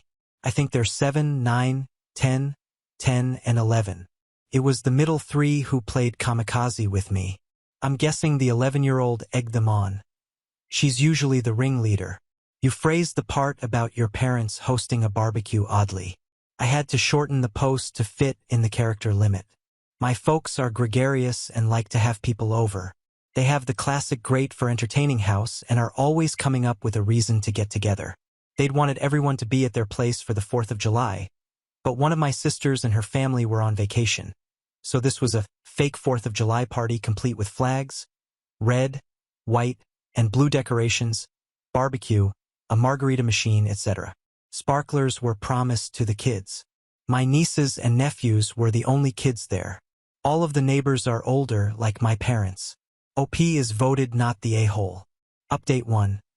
August 17th, 2023, almost 1 month later. First off, my folks tell me that my nieces and nephews are all good swimmers and that they use the pool all the time. The 7-year-old is still a beginner, but he loves the water. My sister just said they couldn't swim, so look bad. To be fair, none of the kids are allowed in the deep end, which is where they fell in. It was the 2 10-year-olds and the 9-year-old who tried to push me into the pool. After we left, the party ended on a pretty sour note. My drunk brother-in-law, who face-planted while yelling at me, had to go to an urgent care place and get his face stitched up. He was too toasted to drive, so Dad took him. Dad was very not happy. Late that evening, my sister started a group text and said some really nasty crap. Their husbands threw in a few comments as well. My wife and I blocked the 4 of them. My mom called me. She was pretty upset about what they said. She and Dad were in the chat, and I don't blame her because of the texts. My folks insisted my sisters and their husbands come over the next day, Sunday, without their kids, to get some things straight and lay down some ground rules. Mom's wording. The result was a contrite, if unenthusiastic, apology from the siblings via my mom's phone. I'm glad my wife was with me when they called. Her hard stares kept me from saying what I wanted to. I just told them thanks and that we felt no need to discuss it further since I thought things were settled. I unblocked them that evening. I got a text from one of the brothers-in-law telling me the phones cost dollar amount and asking when I'd be paying for them. WTF. I replied, never, took a screenshot of his text and forwarded it to my folks with a note that we were done with this nonsense. We're going no contact with sisters and spouses and not to invite us to any more holidays or get-togethers if they'll be present. Then I blocked the sisters and their spouses again. At that point, things really hit the fan. Dad called them and ripped them a new one. Among other things, he told them the grandkids were not welcome at his place indefinitely. Since my mom regularly provides free babysitting, that got them pretty rattled. He also banned them from using the vacation house and told them my wife and I actually own it, not he and Mom. This completely freaked them out. Both of my sister's families use the place a lot, including having their friends up for weekend getaways. This was very much out of character for my folks. They clearly had it. For reference, I never wanted my sisters to know we owned the place. We bought it for my folks. They'd always wanted a place in the mountains. Keeping the ownership quiet was just a way to avoid drama with my siblings. A couple of days later, my sister and their husbands came to our place unannounced to apologize in person. We were out to dinner and they left a note. One sister also called me at work, too. I sent her to voicemail. We've decided being no contact is the best thing for the indefinite future and haven't interacted with them for the last 3+ weeks. Personally, I'm done. They can go pound sand. Relevant comments. How life has been.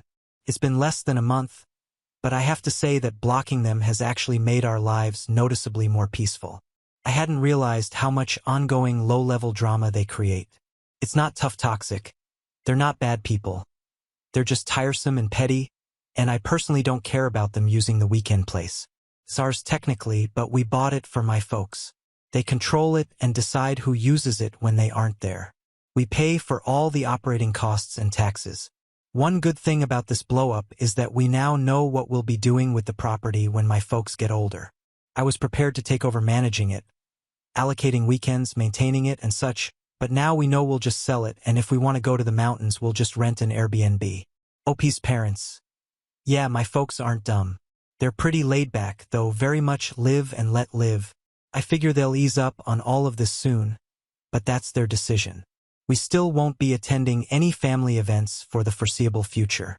What sucks for my sisters is that they're probably very worried that I'll keep them from using the cabin. I won't. That's up to Mom and Dad. Until they are older, and it puts an end to one of the sisters' fantasies of building a compound of houses when we inherit the property, which I've known about for some time and just ignored. Normally, the lots up there only have one area that can be built on, but this piece of property is way larger because it's at the end of a road. At least 3 houses with great views could be placed on that land. They're not genuinely sorry. They just want things from you. I agree completely. Their apologies aren't sincere, and I have no plans to interact with them anytime soon. Regarding them using the vacation home, that's really my parents' decision.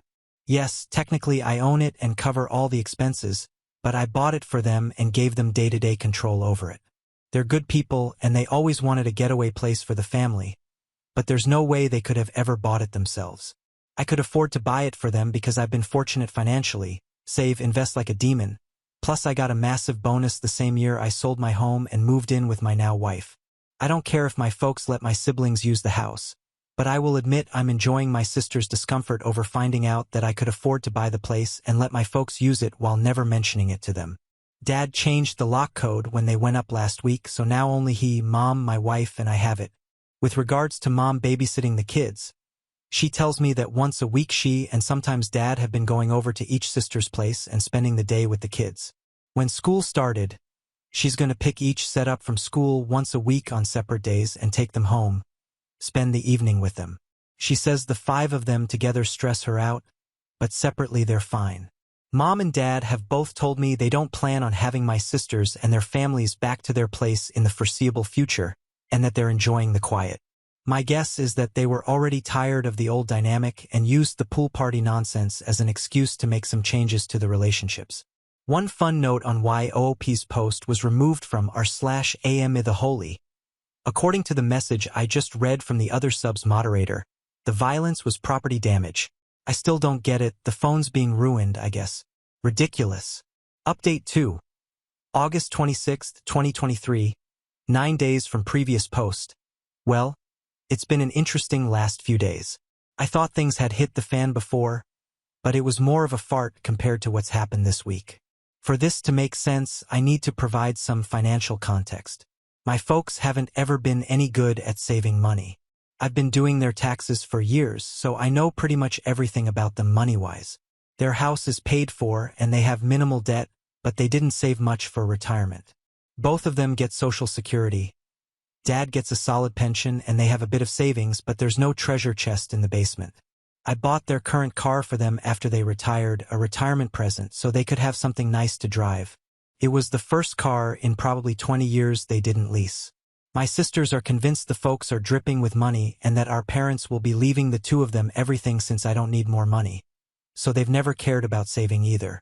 Turns out my oldest sister and her husband, they have 3 kids, have been living beyond their means for some time and are in financial straits. They've maxed out their credit cards and are behind on their car leases to the point that one is about to get repossessed. He bragged in the past about making dollar amount per year, but it turns out to be about half that. She confessed all this to Mom on Tuesday because they need a loan, and this was a WTF moment for Mom and Dad.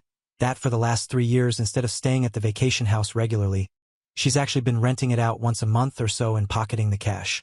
We're talking dollar amount plus for a weekend and at least dollar amount for a week. With her being cut off from using the place, she's had to cancel one group already. She's now worried they'll lose everything. My folks aren't in any position to give them a loan. My other sister was aware of her renting out the place, but of course hasn't ever said anything. I suspect she's done the same thing as well because I went up there once to drop off an ATV I had worked on, and there was a family there who claimed to be staying there with my sister, her family, and that they'd gone to town for something. At the time, I let it go. I figured she'd loan out the house to some friends, but I've always wondered. I found all this out through my folks, who are pretty stressed out about it. Mom more than Dad. He's mainly just pissed off about it all. I know Dad feels betrayed, and I imagine he's embarrassed that he's in no position to help his daughter out. He did reiterate that as long as it's up to him, the girls won't be using the vacation home anytime soon. My folks let me know what's going on because they figured my sisters would put a full court press on me next. And they were right. On Thursday, my sisters came to our place again, without husbands this time, and waited outside the door until I got home. I had to choose between fighting with them in public, them making a scene if I went in without them, or letting them in, so I let them in. I got a story from the older sister, with the younger one backing her up, regarding why I needed to let them use the mountain place again immediately. They also said I've been a shitty brother and that I needed to step up and plan on paying for their kids' college tuition since that's what family does. I let them pitch their story, then called them out based on what my folks had told me. Things went south from there. There was denial, crying, cursing, yelling, you name it. I swear my ears are still ringing. 2 days later, won't lie, I said some really mean and shitty things to them, but nothing that wasn't true. They finally left after about an hour. After that, I took a shower and laid down. When I got up, my wife was home, and her first words were that she'd had to block more phone numbers because my sisters were blowing up our phones from new ones. My folks messaged me yesterday asking me to call. I'm sure my sisters have told them some version of what happened, but I'm not up to rehashing it yet. I'm usually a pretty energetic person, but this drama has me beaten down. I had just enough energy today to drive up to the vacation house and padlock the entrance gate shut. I'm the only one with a key. I'm guessing that will be enough to ensure my siblings leave the place alone. They'll probably die trying to walk the 400-yard uphill to get to the house. Update 3. September 12, 2023, 2.5 weeks from last update. Yet another update regarding the clusterfuck that is my extended family. Thought it might be time, given what's gone on over the past 2 weeks. After my sisters came to my place, my mom and dad told me they were done with managing the vacation home. Sounded like the sisters had been pressuring them to let them use the place again. Basically, my folks handed the responsibility for the place over to me and told me it was my problem from here on out. Up until then, they'd kept track of who would be using it when, and they'd taken care of routine maintenance, replacing worn-out items, etc. In any case, they decided they didn't want to be in the middle of all this crap. While I don't blame them, I'm disappointed because the damn place was supposed to be something for them to enjoy and hang out in, and they use it regularly. Plus, I've never cared that they let my sisters and their families use it because, really, I've always thought that was my parents' call, even though I technically own it. But now my folks are going to be in the position of not having access without me being involved, and that changes the whole dynamic of the place. I've taken several steps to secure the place. I already mentioned that I locked the gate. It has a heavy-duty chain and the best lock I could find. I also did a full reset on all the door keypads and created all new codes. Security cameras got installed yesterday, which is actually pretty cool because the installer convinced me to put a high-res one that looks out over the valley. The system cost me way more than I thought it would, but the peace of mind is worth it. The installer also put up signs on the property saying the place was monitored by video. I also installed a heavy-duty lockout for the water shut-off drain valve. I hope to hell I don't lose the keys for it because if I do, it's going to be a bear to try to remove. Haven't told anyone but my wife that the water is locked off, and again, only we have the keys. Last week, I got separate calls at my office from both of the husbands trying to convince me to let them use the house like they always have. The older one had gone up with some friends for a guy hangout but couldn't get in because of the gate lock. He was pretty pissed and embarrassed about being locked out. I'm sure he would have broken the lock if he could have. During his call, he kept bouncing between pushy and victimhood. At one point, he threatened to rip that gate out of the goddamn ground.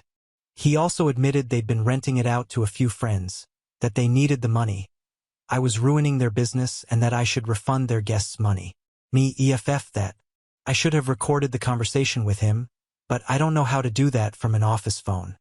Anyway, the other brother-in-law just sounded like he was being made to call by my sister. He didn't really put up a fight when I told him not to plan on ever using the place again. In any case, I told them they can't use the place and not to ask again. At this point, I'm considering selling the vacation home. My wife and I won't use it enough to justify keeping it, and it's not like there's going to be any family get-togethers there anytime soon. I mentioned selling it to my folks. Their response was pretty much whatever. I'd more than double my money by selling it. The place consists of 3 lots with killer views and is at the end of a private road, but I'll probably wait a while to sell. Doing so now would be an emotional decision. My sisters and I aren't currently speaking, and I have no plans to initiate contact. I don't know what the status between them and my folks is, and I don't want to. On the upside, we spent an evening with my folks last week. Went to a new restaurant that was nice. No one brought up any of this crap. Mom did update us on the nieces and nephews. She's spending time with them at their homes. Sorry, this update isn't full of laughs or owns. That's just life sometimes. Update 4. October 16th, 2023, 1 month later. A couple of people have asked for an update, here you go. I hired a guy to manage/look over the vacation home. He lives in the area, takes care of his folks, and manages a good number of properties. Some are vacation rentals, some are weekend places like ours. He has access to my camera feeds and does a physical check on it every week or two. I think he may have the best job in the mountains. He gets paid to drive around with his dog, walk around the properties, and hangs out on people's decks whenever he feels like it. He also has a camera feed from a house near the start of the private road that takes still shots whenever a vehicle goes past it. $450 per month, plus he'll do basic maintenance and repairs on an hourly basis. He's friends with all of the sheriff's deputies, too. Got a lot of peace of mind from doing this, and he sends photos from his walks to everyone once or twice a week. I have to brag a bit on my parents. I got all this from them tonight at dinner. They were getting pressure from my sisters to demand that I open up the vacation house to everyone for Thanksgiving. Thanksgiving up there had become quite the tradition for the family. Not for me or my wife. We've gone once in 5 years. My dad refused to bother me about it because he knew I'd say no. They came up with what I think is a great plan. Announced that they were organizing the Thanksgiving gathering, and if everyone split the cost in advance, they'd rent an Airbnb in the mountains. Otherwise, they'd host Thanksgiving at their place, or one of the sisters could host it. This caused a fight between the sisters because the middle sister was all for doing the Airbnb, but the oldest one doesn't have any money. The deadline to commit to the Airbnb has passed. Looks like Thanksgiving will be at my parents' place regardless. We won't be there. My parents have asked that we not sell the place for now. They decided they'd still like to use it occasionally, but not until my sisters have come to terms with the new normal, and of course they'd probably like it if everyone could get together there again down the road. But that's just not going to happen. I'd just as soon sell it and move on at this point, but I can live with keeping it if my folks do use it now and again. Plus, it will be worth even more down the road. My wife and I have stayed no contact with my sisters and their husbands. Both sisters have called from new numbers, EFFU, Google Voice, and left messages insisting that I meet with them for our parents' sake to work out how everyone can use the family vacation home. They called my wife too.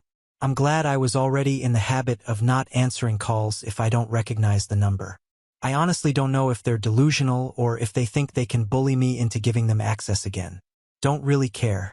My parents tell me that the oldest sister and her husband are getting out of the leases for their SUV and big-ass truck and are selling their jet skis and some other stuff they've never needed. That's going to be really hard on her. She's quite the braggart and won't like being seen in something older, smaller, cheaper. My brother-in-law's identity is very much wrapped up with his truck as well.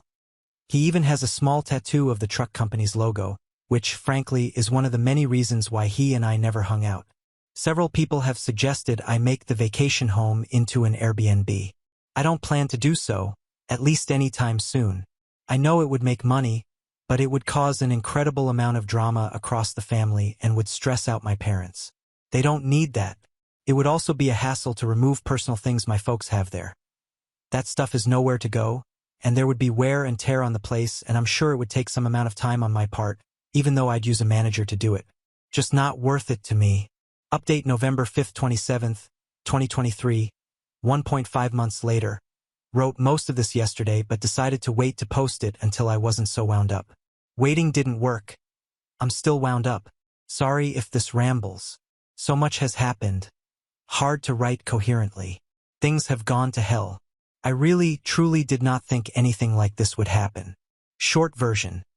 My brothers-in-law broke into my vacation home and were arrested. They've been charged with breaking and entering, destruction of property, and communicating threats. All Class 1 misdemeanors.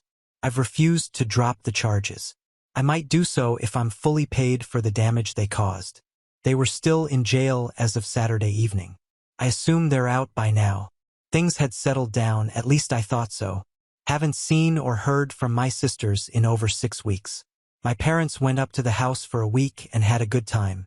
David, the property manager I hired, has worked out great. He's done a couple of repairs I asked him to do, and I've given him a list that he's going to work on. He usually sends a photo or two of wildlife or a sunset to his clients every week. Was kind of making me want to get up there. Friday after Thanksgiving, my brothers-in-law went to my vacation home. They used an angle grinder to cut through the chain on the driveway gate and damaged the gate in the process. They tried to get in through the front door, ruined the lock set and gouged the door badly. They finally got in through the utility floor door and a locked internal door. They also broke into the barn. I'm not sure why.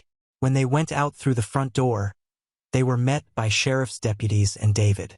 David gets notifications from the camera system when there's activity. He saw what was going on and called the sheriff's department. According to David, the brothers-in-law tried to talk their way out of it, but the deputies didn't buy it. Breaking into an empty house is a pretty serious thing up there. Usually, it's meth heads who ransack the place and hawk everything. When the brothers-in-law were arrested, they freaked out big time, were saying how they were going to beat the hell out of me, etc. Not smart to do in front of cops. David and the sheriff's office tried calling my wife and me to see what we wanted to do, but we were spending the day with her parents and had left our phones in the car, so we could be in vacation mode. So they booked the brothers-in-law on everything, which is what I would have asked them to do anyway. My brothers-in-law called their wives from jail, who, of course, freaked out. They called my folks, tried to call me. They're blocked. Tried to find a lawyer up there to arrange bail. Not easy to do given that it's a rural area and was a holiday weekend. The older sister has zero cash and her cards are maxed out, so if they made bail, my middle sister would have had to pay for both husbands. I know they were still in jail as of Saturday afternoon. We didn't check our phones until late Friday on the way home from the in-laws. There were a ton of calls and messages from my mom, dad, David, and the sheriff's department. Talk about ruining a great day. I was in such a good mood until I looked at my phone. My wife read through the texts and listened to the messages, read them out to me, and by the time we got home I had some idea of what was going on. I put my brain back into thinking mode, tried to get past my anger, failed, called David and got the rundown on what had happened and how bad the damage was, resulting in more anger. I ended Friday by calling the sheriff's department and telling them there was no misunderstanding. The brothers-in-law had absolutely no right to be on my property, and I wanted to press charges. I didn't call my folks back. Barely slept. I waited until Saturday afternoon to call my folks. They were both pretty rattled about it all. My mom in particular. My sisters had browbeaten them into telling me I should tell the cops it was all a mistake and that I wanted the charges dropped. I refused flat out. Told them there was no way I'd do that until I spoke with an attorney and also not until I was paid in full for whatever it will cost to fix everything. 100%. My mom was crying hard by the time we got off the phone, which, of course, made me feel like shit. My dad suggested it was time for a complete start over but also said he thought they needed to pay for the damage. I haven't gone up to the property yet. There's nothing I can do, and I'll probably go nuts when I see the damage in person. The photos are bad enough. I'm hoping to, day, but my job isn't one I can just wander off from for non-emergencies. I've left messages with 2 attorney friends asking them to recommend the right lawyers to go after my sisters and brothers-in-law. I don't know what I can do exactly, but I'm hoping to get restraining orders. I have all the texts they've sent me that might help. I'm strongly considering suing them for the money they made renting the place. I don't care about the cash, but it will help make them as miserable as possible. The gloves are definitely off at this point. A couple of side notes. 1. My brothers-in-law had no idea I'd hired someone to keep an eye on things or that there are cameras there now. My parents knew but hadn't told them because they knew it would just give my sisters a reason to drama up. There are signs on the property stating it's being monitored with cameras and no trespassing signs, though. 2. My wife has completely had it at this point. I don't blame her. She's been more than patient about it all, but she reached her limit and was not shy about letting me know. She told me it's up to me how I deal with this, but that she thought they all needed to be taught a hard lesson. 3. The older brother-in-law likely won't face any repercussions at his job over this, but the middle brother-in-law has a security clearance, so he might. I'm hoping that will be motivation for the middle brother-in-law to pay for the damages himself immediately. 4. David, the caretaker, has an interesting background. I knew he was friends with some of the deputies. Figured it was because they were all locals. I was wrong. He was a cop in a big city for years, was shot on duty, and afterward decided to quit and move to where his parents had retired. He has some PTSD over it all. His dog is a certified service animal and is usually with him. I know law enforcement people tend to hang together. I guess that's how they became his friend group. 5. I don't want to see or speak with these a-holes for the rest of my life. I know this is in direct conflict with my overwhelming urge to make their lives as miserable as possible. Relevant comment. A lot of people have said I should have been a hard ass about all of this from day one. I've avoided it because it would have stressed out my parents, and I hate this kind of drama, but F it. They're stressed out now. My wife is pretty much opted out of any more to do with this. Doesn't want to hear about it for a while and says it's in my lap. She leaves off on that, but I'm guessing she's not going to get involved from now on other than listening to me blow off steam. Edit. Regarding why they broke in, conjecture on my part, but I think they were planning on using it for family getaways and are renting it out again. According to David, the property manager, it's deer season through the end of the year. I know the brothers-in-law have used it in the past as base camp for big group hunting weeks. It sleeps quite a few people, so one event with friends could net them thousands of dollars. Again, I'm guessing here, but that would explain why they broke into the barn as well. I bought a 6-seater mule a few years back, and they would use that. I don't think they wanted to trash the place. It means too much to my dad, and they both like him a lot. Update 6. December 2nd, 2023. 5 days later, December 2nd, 2023, Saturday. Didn't think I'd be doing another post this soon, but a lot has happened over the past 2 days. Short version. I think the corner has been turned on this crap. Thursday afternoon, I got a courier-delivered envelope at my office. In it was a signed letter from both my brothers-in-law and a cashier's check for $5,000. In the letter, they made what I have to say was a really sincere apology. Among other things, they acknowledged breaking in, acknowledged it was wrong, said the $5,000 was to pay for the damage, and that they'd pay more if it cost more than that. Also said they'd stay away from the vacation home unless my wife and I specifically invited them. They also asked that I do what I could to get the charges dropped as soon as possible because they both could lose their jobs and that they'd agree to a restraining order or whatever else it took for that to happen. There was more as well, all conciliatory, but that's the gist of it. To say this was a shock is an understatement. It was obviously a total 180 from their past behavior. I'd already made an appointment with an attorney to see about suing my brothers-in-law over the damage and to try to get a restraining order. I called him and told him what I just received, and he agreed to meet with me at the end of the day instead of next week. Told me not to deposit the check. We met for about 2 hours. He ended up recommending my wife and I do a settlement and mutual release agreement with all 4 of them, sisters and brothers-in-law. He said if we went after them via a lawsuit that we'd almost certainly win, but that it could take 2 years or more. There would be sizable upfront legal fees and that we might never see any money. He also said we could keep the $5,000 free and clear even if we didn't let them off the hook. He's drawing up the agreement. It won't be ready until Monday. The agreement will include what's essentially the civil equivalent of a restraining order. I'd already asked my property manager to work up a bid to get the damage repaired. I called him after the meeting and asked that he get me as close an estimate as possible ASAP. Got that Friday. He thinks it will take around $4,000 to fix everything. Most of that is for the front door. On Friday, my attorney contacted each of the brothers-in-law, told them what we were proposing, and advised them to get their own lawyers. They both agreed to it. The middle brother-in-law told them they could afford to either pay for the damages or pay for a lawyer, but not both, and they figured a lawyer wouldn't make any difference given that they really had no defense for what they did. His biggest concern was if the charges could be dropped. From what I can tell, they're willing to do anything, sign anything, to make this all go away. My attorney also called the DA's office on Friday to discuss dismissing the charges. Got the name of the prosecutor and left them a message but hasn't spoken to them yet. He thinks they'll dismiss the charges because the brothers-in-law are paying up and they have no priors, but then again, he's not a criminal lawyer. Also said I should be prepared to drive up there Monday or Tuesday and meet the prosecutor in person, that I want everything dismissed. He's also advised me to continue to be no contact with sisters and brothers-in-law, especially for the next 6 months, and that it will be really important to follow the terms of the agreement when it comes to future interactions with them. I'm guessing that the brothers-in-law's change of heart is due to them having figured out what's at stake for them, what it's going to cost them in legal fees and fines and so on.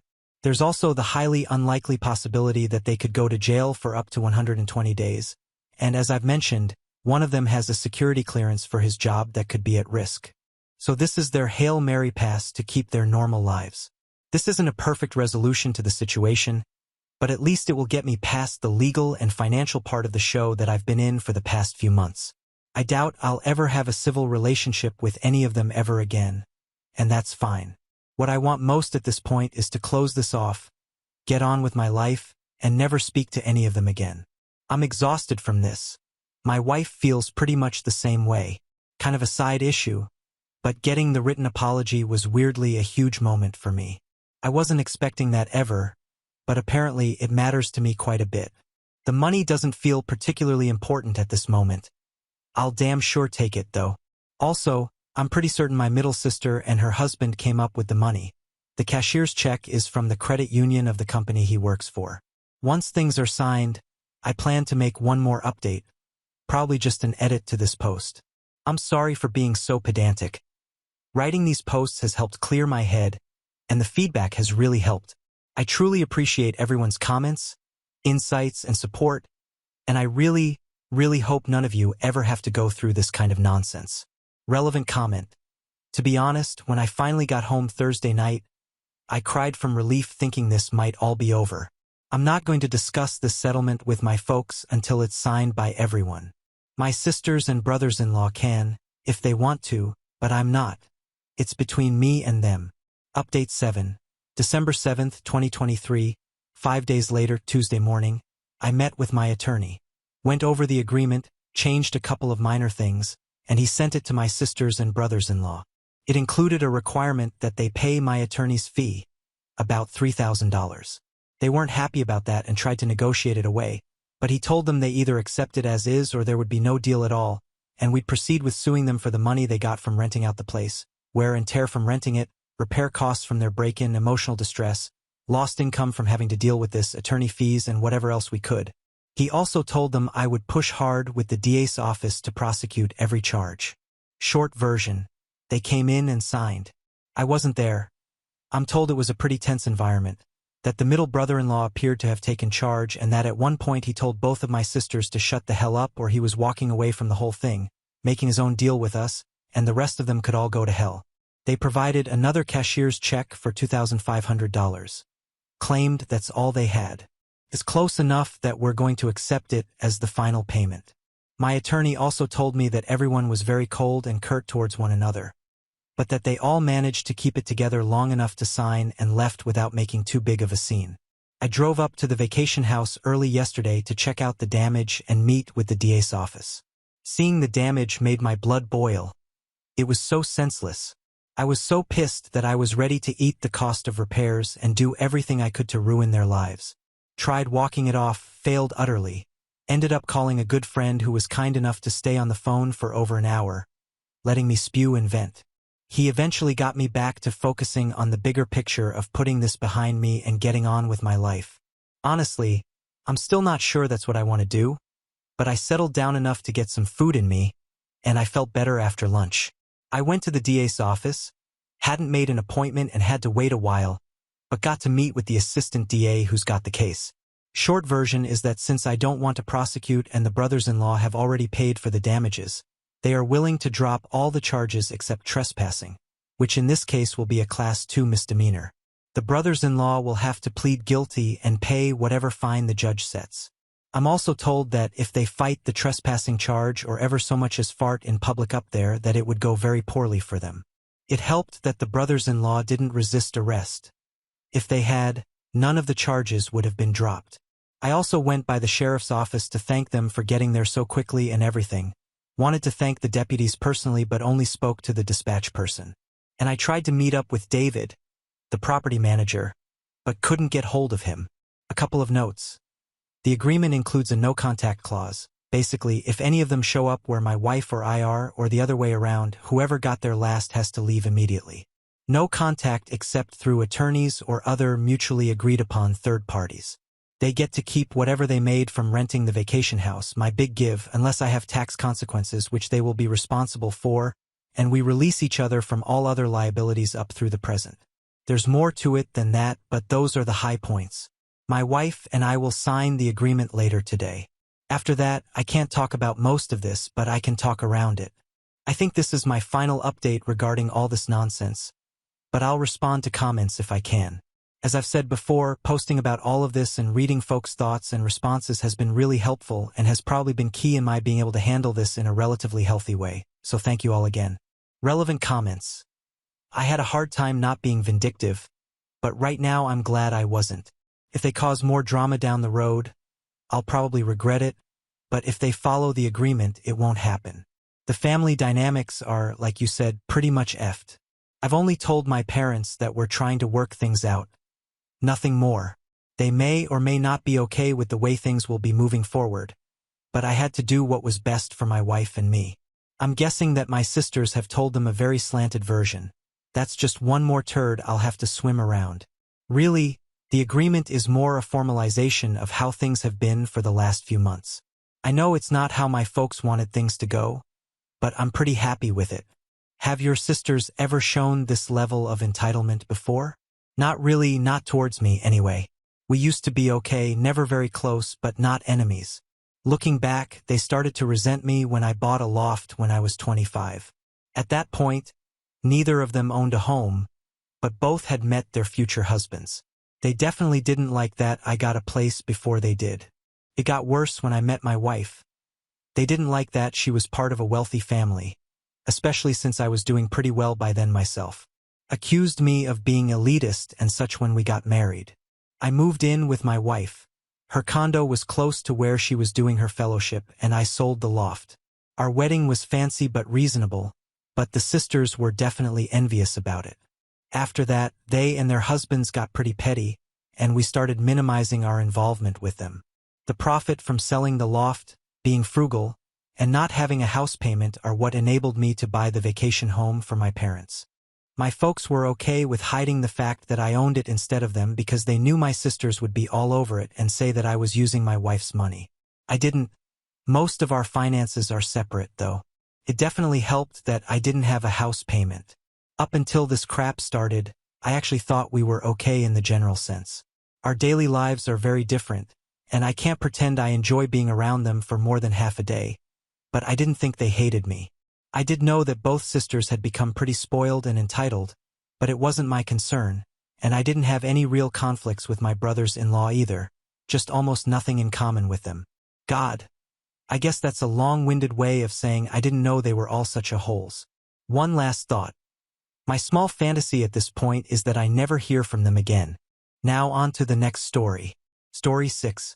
Sister tried to ruin my marriage. After years of forcing things to patch up with my ex, even tricking me to share a room at her wedding, then sending fake cheating photos to my fiancé, I, 21F, used to date my ex, 30M, in school. He was my brother's, 30M, best friend. We dated for over 3 years. On my graduation day from high school, he proposed to me. I was not ready to get married, so I rejected his proposal. He was apparently heartbroken. Well, I'm not belittling his feelings, but the thing is, I had told him about my dreams of pursuing a career before getting married. Even after knowing my goals in life, if he proposes to me, I could do nothing except turn it down. Instead of understanding me, he gaslighted the situation and said I was an a-hole for exploiting his feelings for 3 years and then rejecting his proposal. I loved him. I was not playing with his feelings, but I had my plans in life. I was barely 18 then. I don't know how he expected me to drop my career and settle down with him. I tried to reason out my concerns, but eventually, I realized it's better to move on from him, so I broke up with him. He went around and told my family about it. My brother asked me the reason, and I told him it was my career.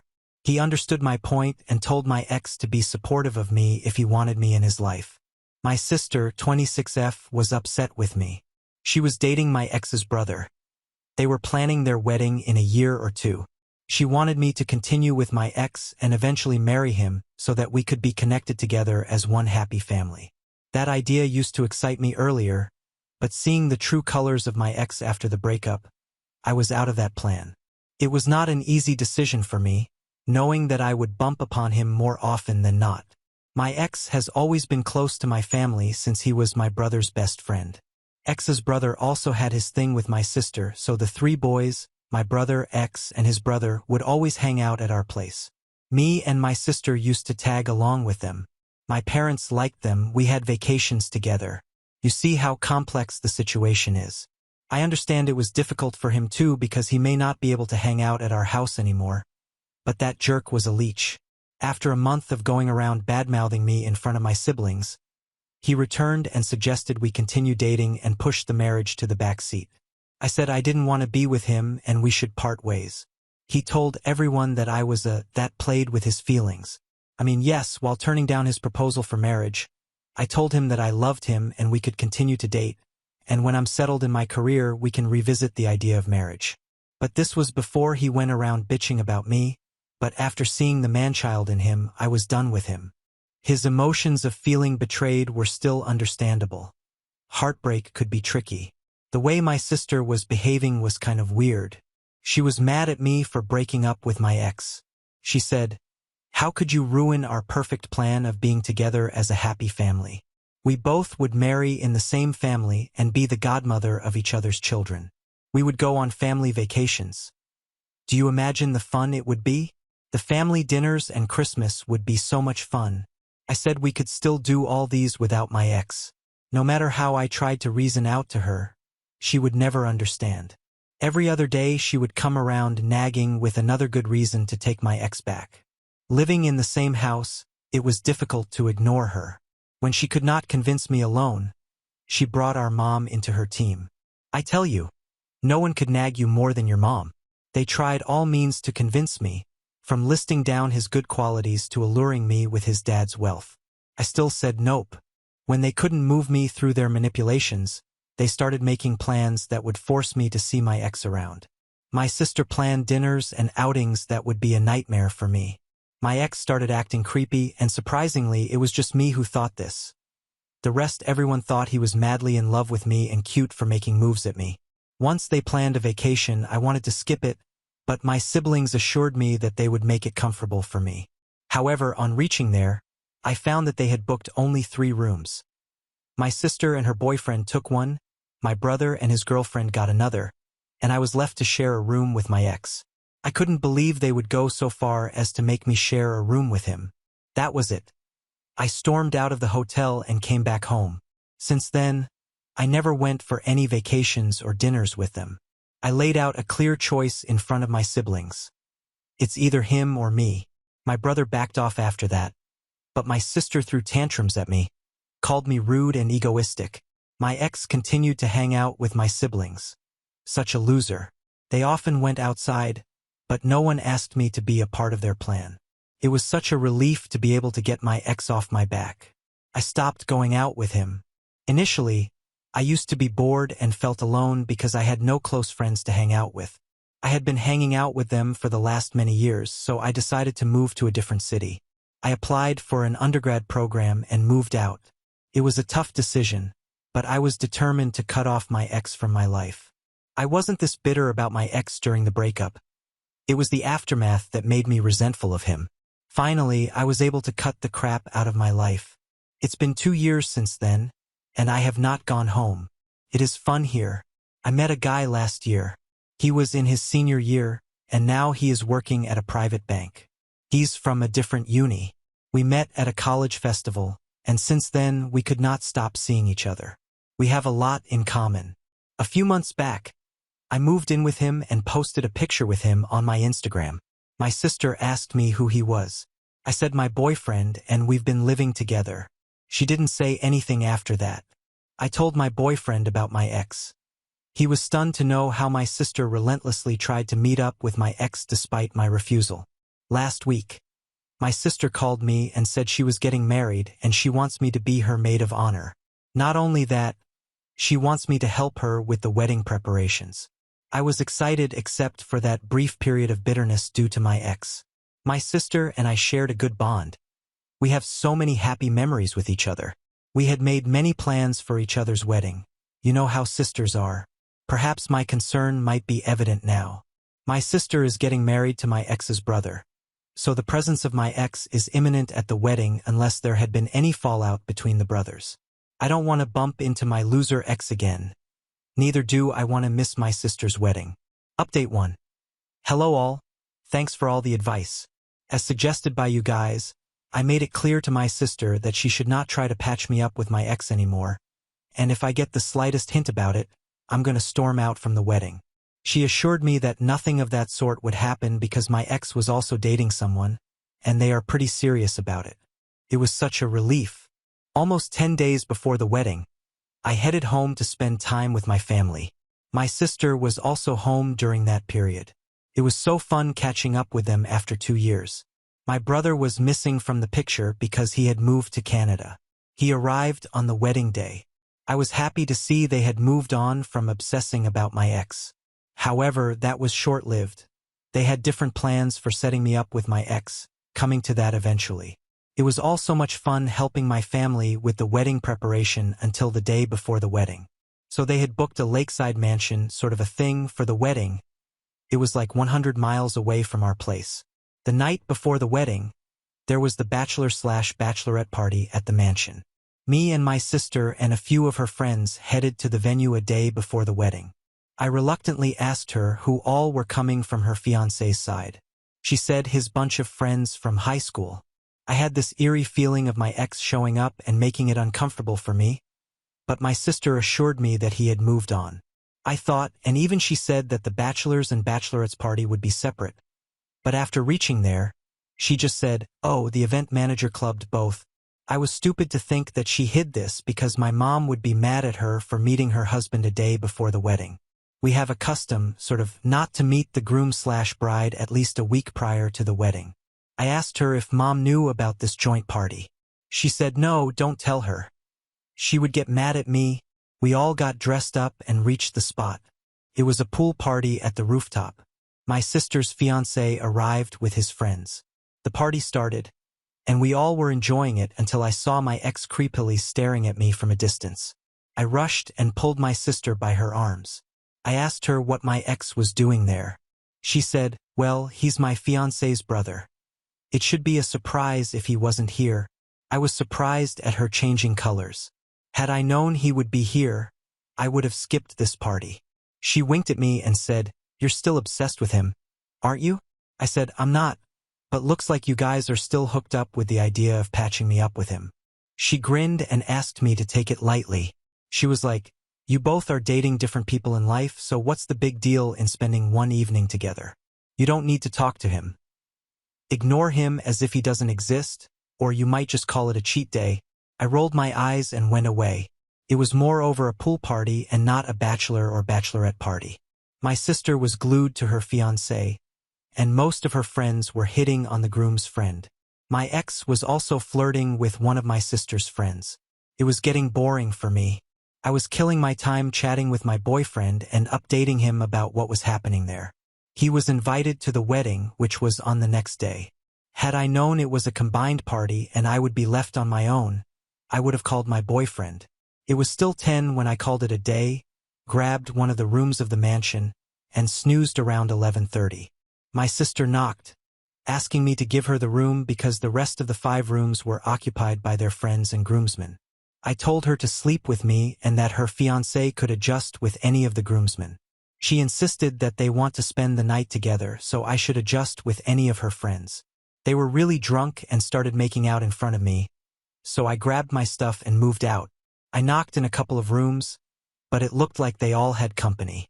I came back to my room and asked my sister to finish her business faster and let her fiancé go and sleep in another room. Her fiancé told me that there's a small studio room upstairs that I can grab. I went there and found it was occupied by my ex. He was alone. He was saying something, but I stormed back to my room and yelled at my sister. At this point, I doubted if she was actually drunk or if she was pretending to pull out her plan. She said, "It's just a matter of one night. You can adjust with him." I was dumbfounded at her suggestion, and she slammed the door in my face. I wanted to storm off the venue and drive back, but it was too late in the night to drive off from such a remote location. After my failed search for a vacant room, I dozed off on the couch near the entrance. I was shivering with cold when one of the housekeeping women offered me a blanket. I was so pissed off at my sister that I wanted to walk out of her wedding. The next day, in the early morning, my sister woke me up and said, "What are you doing here in the cold? Why didn't you sleep in the room upstairs?" I wanted to strangle her to death. I gave her a cold look. She said, "I didn't ask you to have sex with him. People can sleep in the same bed without having sex." I got so mad at this that I yelled, "Probably you should try this with your husband after your divorce and then let me know how it feels." She got offended that I was wishing for her divorce on her wedding day. She tried to gaslight the situation that it was my fault that I was overreacting to my ex's presence at the party. I didn't give in to her pressure and pushed her to the corner until she confessed about deliberately putting me in a spot where I would be forced to share a room with my ex. She yelled, "Yes, I did that, and it was for your own good. He still loves you despite all your narcissism. You won't get a better man than him. No one can keep you happy more than him. See, he is still ready to accept you after everything you did to him." To my surprise, I saw him standing at the corner of the hallway and sobbing. What a pathetic loser he is. She was saying something about my boyfriend. I didn't hear it clearly. I was grabbing my stuff to storm off the venue. I said I'd not attend her wedding, and she said, "Fine by me. You anyways find solace in outsiders." She didn't even try to stop me. I drove off from the place. My parents called me, asking what happened between you two that your sister is asking us not to let you attend her wedding. I said, "Great if she said so because I'm not keen on attending it either." They tried to probe me further, but I hung up the call saying they should ask her about it. My brother also called me after reaching the venue. He said he was looking forward to catching up with me. I narrated to him the entire incident. He said it was my decision and he respects it. Probably my brother told my parents about the incident. They called me again and said they were sorry for what happened the other night, but they still wanted me to attend my sister's wedding. They said they didn't want people to gossip and question my absence at the wedding. I laid out a choice that I would attend the wedding only if they asked the jerk to leave. They said they can't do that because he was the groom's brother. My anger had overshadowed my brain. I don't know if that was good or bad, but I remained stuck to my point that I won't attend it until he leaves. Obviously, no one could ask him, but my sister called me and apologized for her behavior. My parents made her do so. By then, my fiancé had also reached the venue. I had forgotten to inform him that I had stormed out, so I made a U-turn and went back. When I reached there, my ex was standing at the entrance. He was trying to say something, but I yelled at him, "Stay away from me," and went inside. My sister hugged me and said sorry, but I was still angry at her. I told her if she tries any further tricks, I'm going to cut her off from my life. She promised she wouldn't.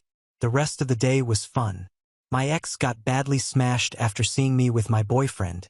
I was deliberately acting touchy and cozy with my boyfriend, which made his blood boil, as per my sister's narration. He crashed into one of the rooms and didn't even attend the wedding dinner. Good for him. My parents and my brother were happy to meet my boyfriend, and so was he. I feel sorry for the woman my ex is dating, if at all he is. Update 2. Hello all. Some people don't understand boundaries, and my sister is one of them. Despite telling her so many times not to interfere in my life, she again pulls another trick to have my ex back in my life, and this time, I have cut her off once and for all.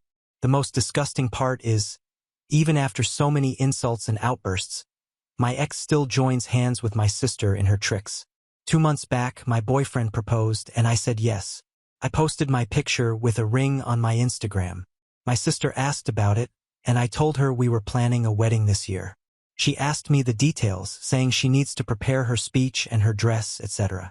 I said we're not doing a fancy wedding, just a simple one at the city hall.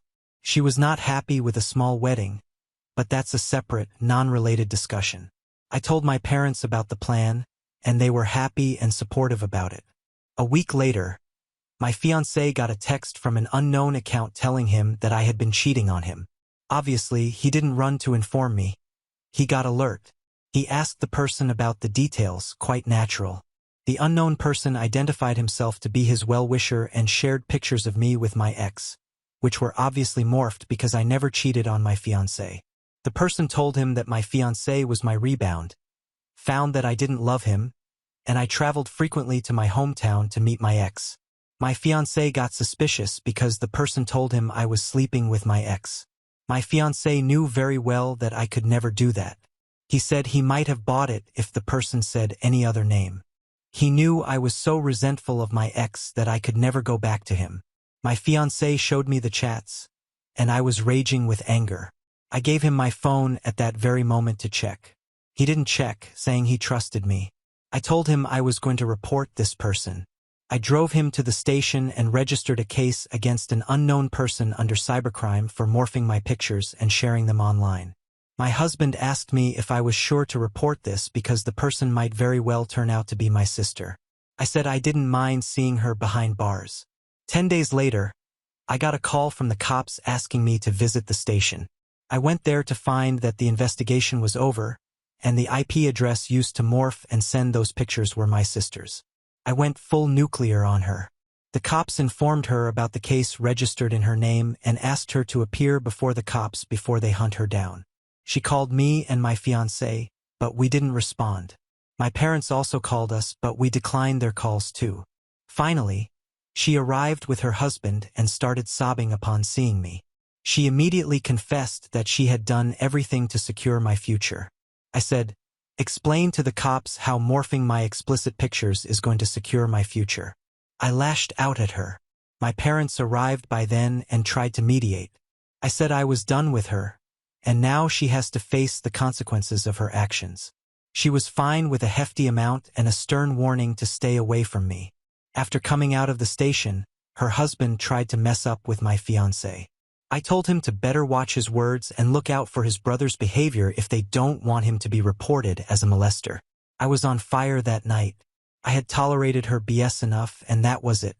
The good news is we got married last weekend. It was a small wedding with just our parents. My brother could not make it because it was short notice. It has been peaceful since my last outburst. I'm going to remain firm in my decision to cut off my sister from my life because she is more harmful than good. I treasure my relationship with my husband and cannot let anyone sabotage it. Now on to the next story. Story 7. I caught my wife cheating with my brother at our family reunion after I came home from military service. They got married, but she cheated again, and they ended up in an open relationship.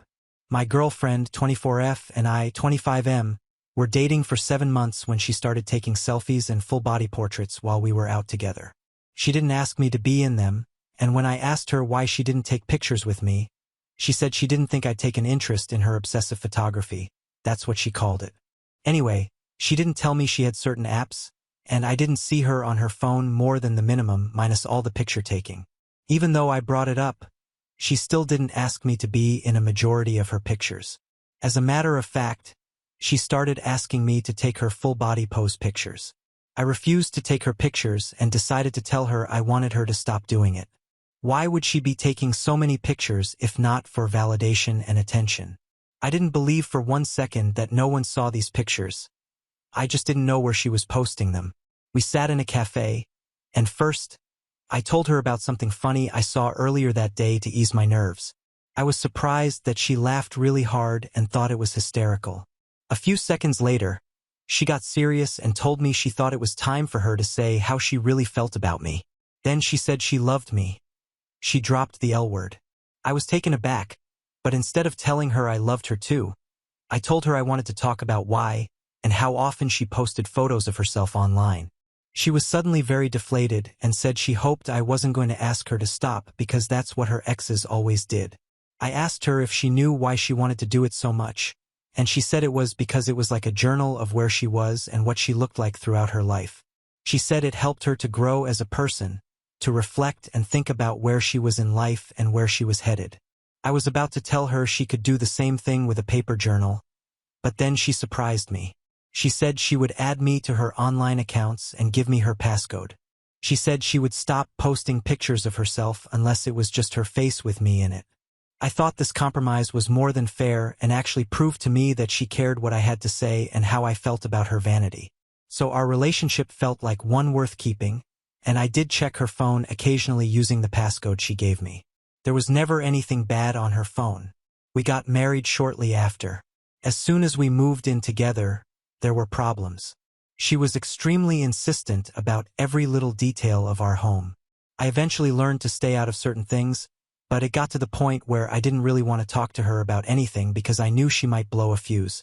One day she'd tell me she wanted me to be more involved in what she was up to, and the next day I'd try to give her my opinion or ask her questions about her activities, and she'd look at me like I just lost the game. I was growing more confused and frustrated by the day until I decided to talk to her about things just like before. As soon as I was ready to say something, she told me she heard about my family reunion coming up and how she couldn't wait to go with me and see everyone. I didn't know how she heard about it before I did, but I thought her eagerness to see my family was a good sign. I thought that maybe she wasn't as annoyed with me as I thought she was. In the days leading up to the reunion, she was on her phone more, but she also seemed more receptive and attentive to my ideas and what I wanted to share with her. I felt relieved and like I wasn't walking on eggshells anymore. She dressed nicely for the reunion and made her best dish for it. As soon as we walked in, she started scanning the crowd with a big smile. She went into the kitchen with her dish and was warmly greeted by my aunts and grandmother. I breathed a sigh of relief and felt like I still had a wife. I went to the bathroom, and by the time I came back out, she wasn't in the kitchen anymore.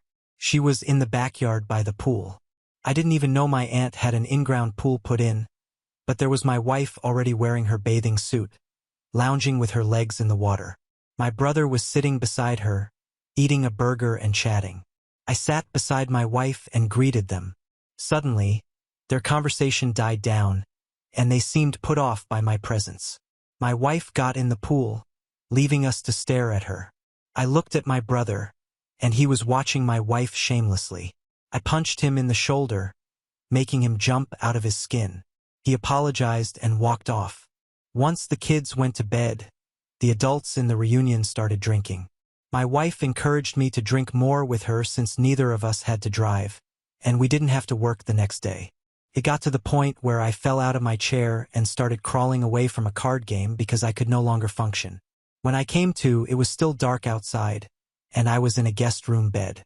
My wife's coat, purse, clothes, and shoes were in the room, but she wasn't. My head was throbbing, and I was extremely thirsty. I got a drink in the kitchen and started peeking in bedrooms to look for her. She wasn't anywhere. I finally went out back and looked towards the tree lining. That's when I saw them, my brother cornering my wife. I screamed at them and started rushing over. My brother panicked, put away his stuff, and started running while apologizing to me.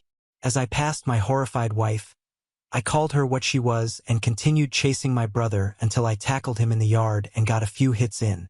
He was begging me to stop, so I did, but I was still fuming. I just asked him why and how he could do this to me. He started bawling and said he was sorry. He fell for her. I knew it wasn't just his fault. I looked at her and asked her the same thing, only more devastated. She said she felt like we were drifting apart, and as soon as she said that, I scoffed and yelled that was the stupidest thing she could have said. I decided they deserved each other. I went inside the house and woke up all of my adult relatives, including my mom and dad, to tell them that my wife belonged to my brother now. She was to be addressed and known as his wife.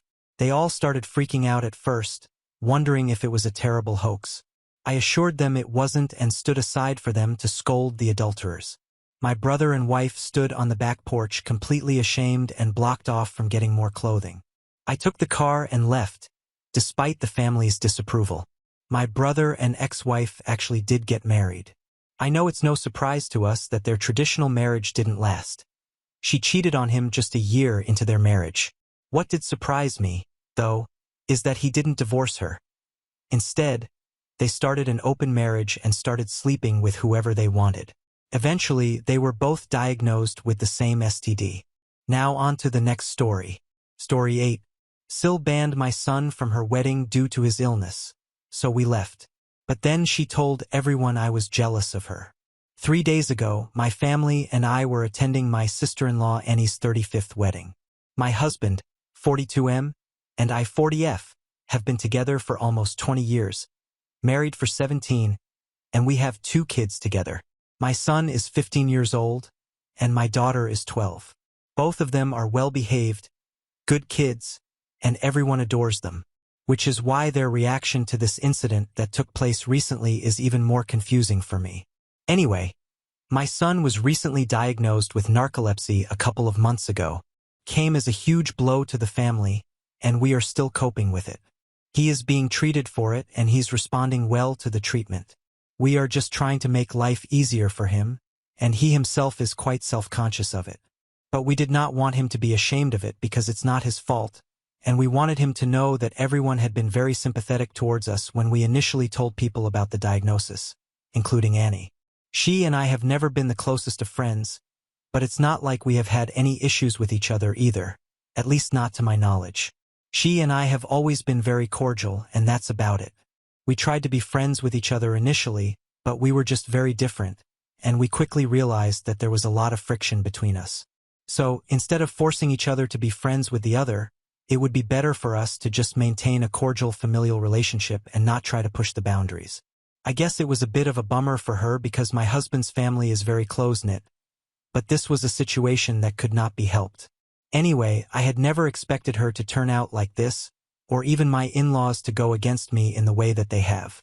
It all happened because about an hour before the wedding was supposed to start, Annie told me that she would prefer for me not to bring my son to the ceremony because she was afraid that he might start dozing off and that would become a cause of concern for everyone during the ceremony. She did not want anybody disrupting the event and said that my son's condition was not ideal, so she wanted me to tell him to stay in the hotel room during the ceremony and he could join us later. I was shocked that she would even suggest something like this because the wedding ceremony was not going to be more than an hour long, and it was not like my son had not been treated for his condition.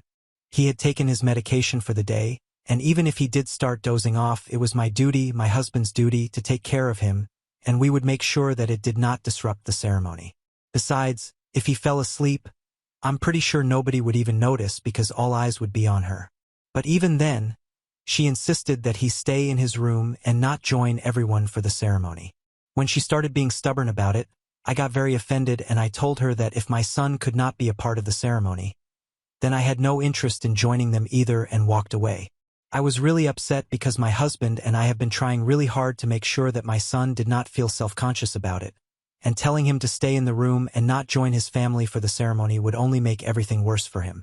So when I came back to our hotel room, I pulled my husband aside and spoke to him in person to tell him about what his sister had just said. Just as I had expected, he was even more pissed off than I was, and said that he was going to talk to her and give her a piece of his mind. But I did not want to create drama just an hour before the wedding, so I told him that if she did not want our son attending the wedding, then the only thing we could do was just walk out.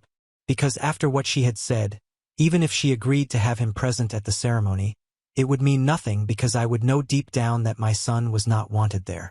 Look, it's her wedding. It's up to her what she wants to do. But if she did not want my son to be at the ceremony, then she shouldn't have invited the kids at all. That would have made it much easier for them to understand rather than have them present at the wedding and make my son sit in his room all by himself for the duration of the ceremony. That was just humiliating for him, and I'm sorry, but as a guest, if my son is going to be treated like that, I have no interest in being a part of an event like that.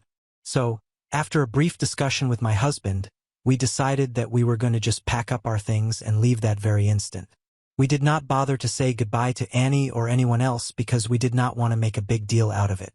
And to be fair, even she had not bothered to contact us after I had walked away from the discussion with her, so it was very obvious to us that she couldn't care less about whether my son or I attended or not. But I guess it did make a difference to her whether my husband attended or not, since people would definitely find it very weird that her brother was not present at the ceremony or for the following event. It took us around 10 minutes to pack everything in the hotel room, and we had forbidden our kids from asking any questions about why we were leaving because we didn't even know how to tell the truth or explain this to them. After we had packed up everything, we started driving back home, and around half an hour before the wedding, Annie finally started calling her brother. Since my husband was driving, I was the one who answered the call, and she immediately started shouting at me, believing me to be her brother.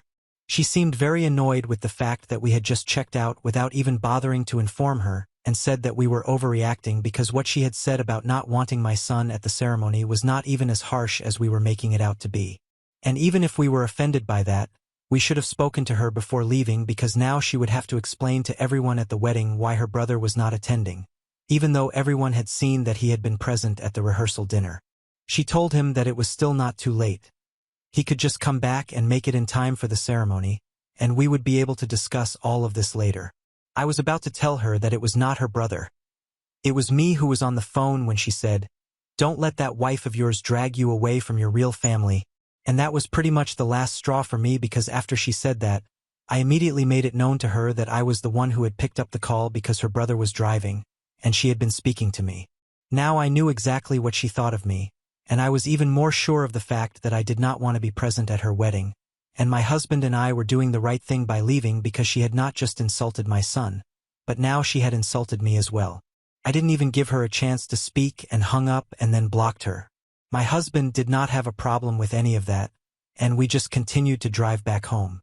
He continued to receive a bunch of calls from his parents and several other numbers that he did not recognize, but we ignored all of them and just kept driving. Our kids were obviously very confused, but we didn't tell them anything, and we still haven't, because I don't want to make my son feel even more self-conscious than he already is. Anyway, after we got home, we muted everybody and decided that we were not going to be checking any messages for the next couple of days because, honestly, things had gotten very intense and dramatic and we did not want to play into the drama. But the next day in the evening, my in-laws showed up at our house, and they were pissed. In fact, to say that they were just pissed would be an understatement, because as soon as we let them in, they started screaming at both of us. They accused me, in particular, of sabotaging their daughter's wedding and said that I had done this on purpose. It came as a huge shock to me because, honestly, like I had said, I'd always had a cordial relationship with my husband's family. I was not as close to them as they expected me to be, but that's just because I had my own boundaries and I didn't want to push them.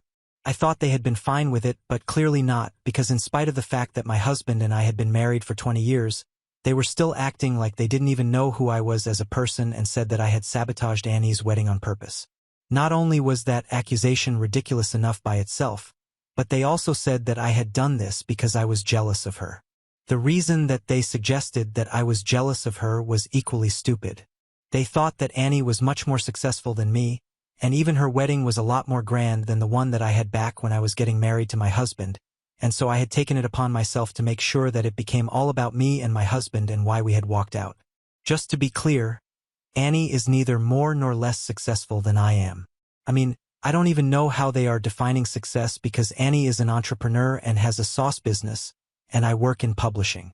It's two wildly different lines of work, so I don't even know how they would be comparing it. Even if they take into consideration the kind of income we have, I would still maintain that we are definitely equally successful. I'm saying that because I don't want to put anyone down to make myself look better, mostly because I don't have to, because I'm not insecure. As for her wedding being organized on a much larger scale than mine, I think that did not surprise anyone, because she's getting married at 35 when she's already pretty much established herself. When my husband and I got married, we were really young and just starting out working. Our parents wanted to fund the wedding, but we thought it would be more practical for us to take that money and invest it in our future, so that's what we did with the wedding funds. We were quite happy with our small and intimate wedding, and it was definitely not a bone of contention. And I really did not appreciate the fact that they were implying that I had ruined my sister-in-law's wedding on purpose just because I was jealous of her or something, because that's not the kind of person that I am. And even if Annie did not accept it, I would have expected my in-laws to do so at the very least. I was honestly really overwhelmed when they started yelling at me about how I had sabotaged everything on purpose and made the entire wedding about myself by walking out and overreacting over something so petty and small.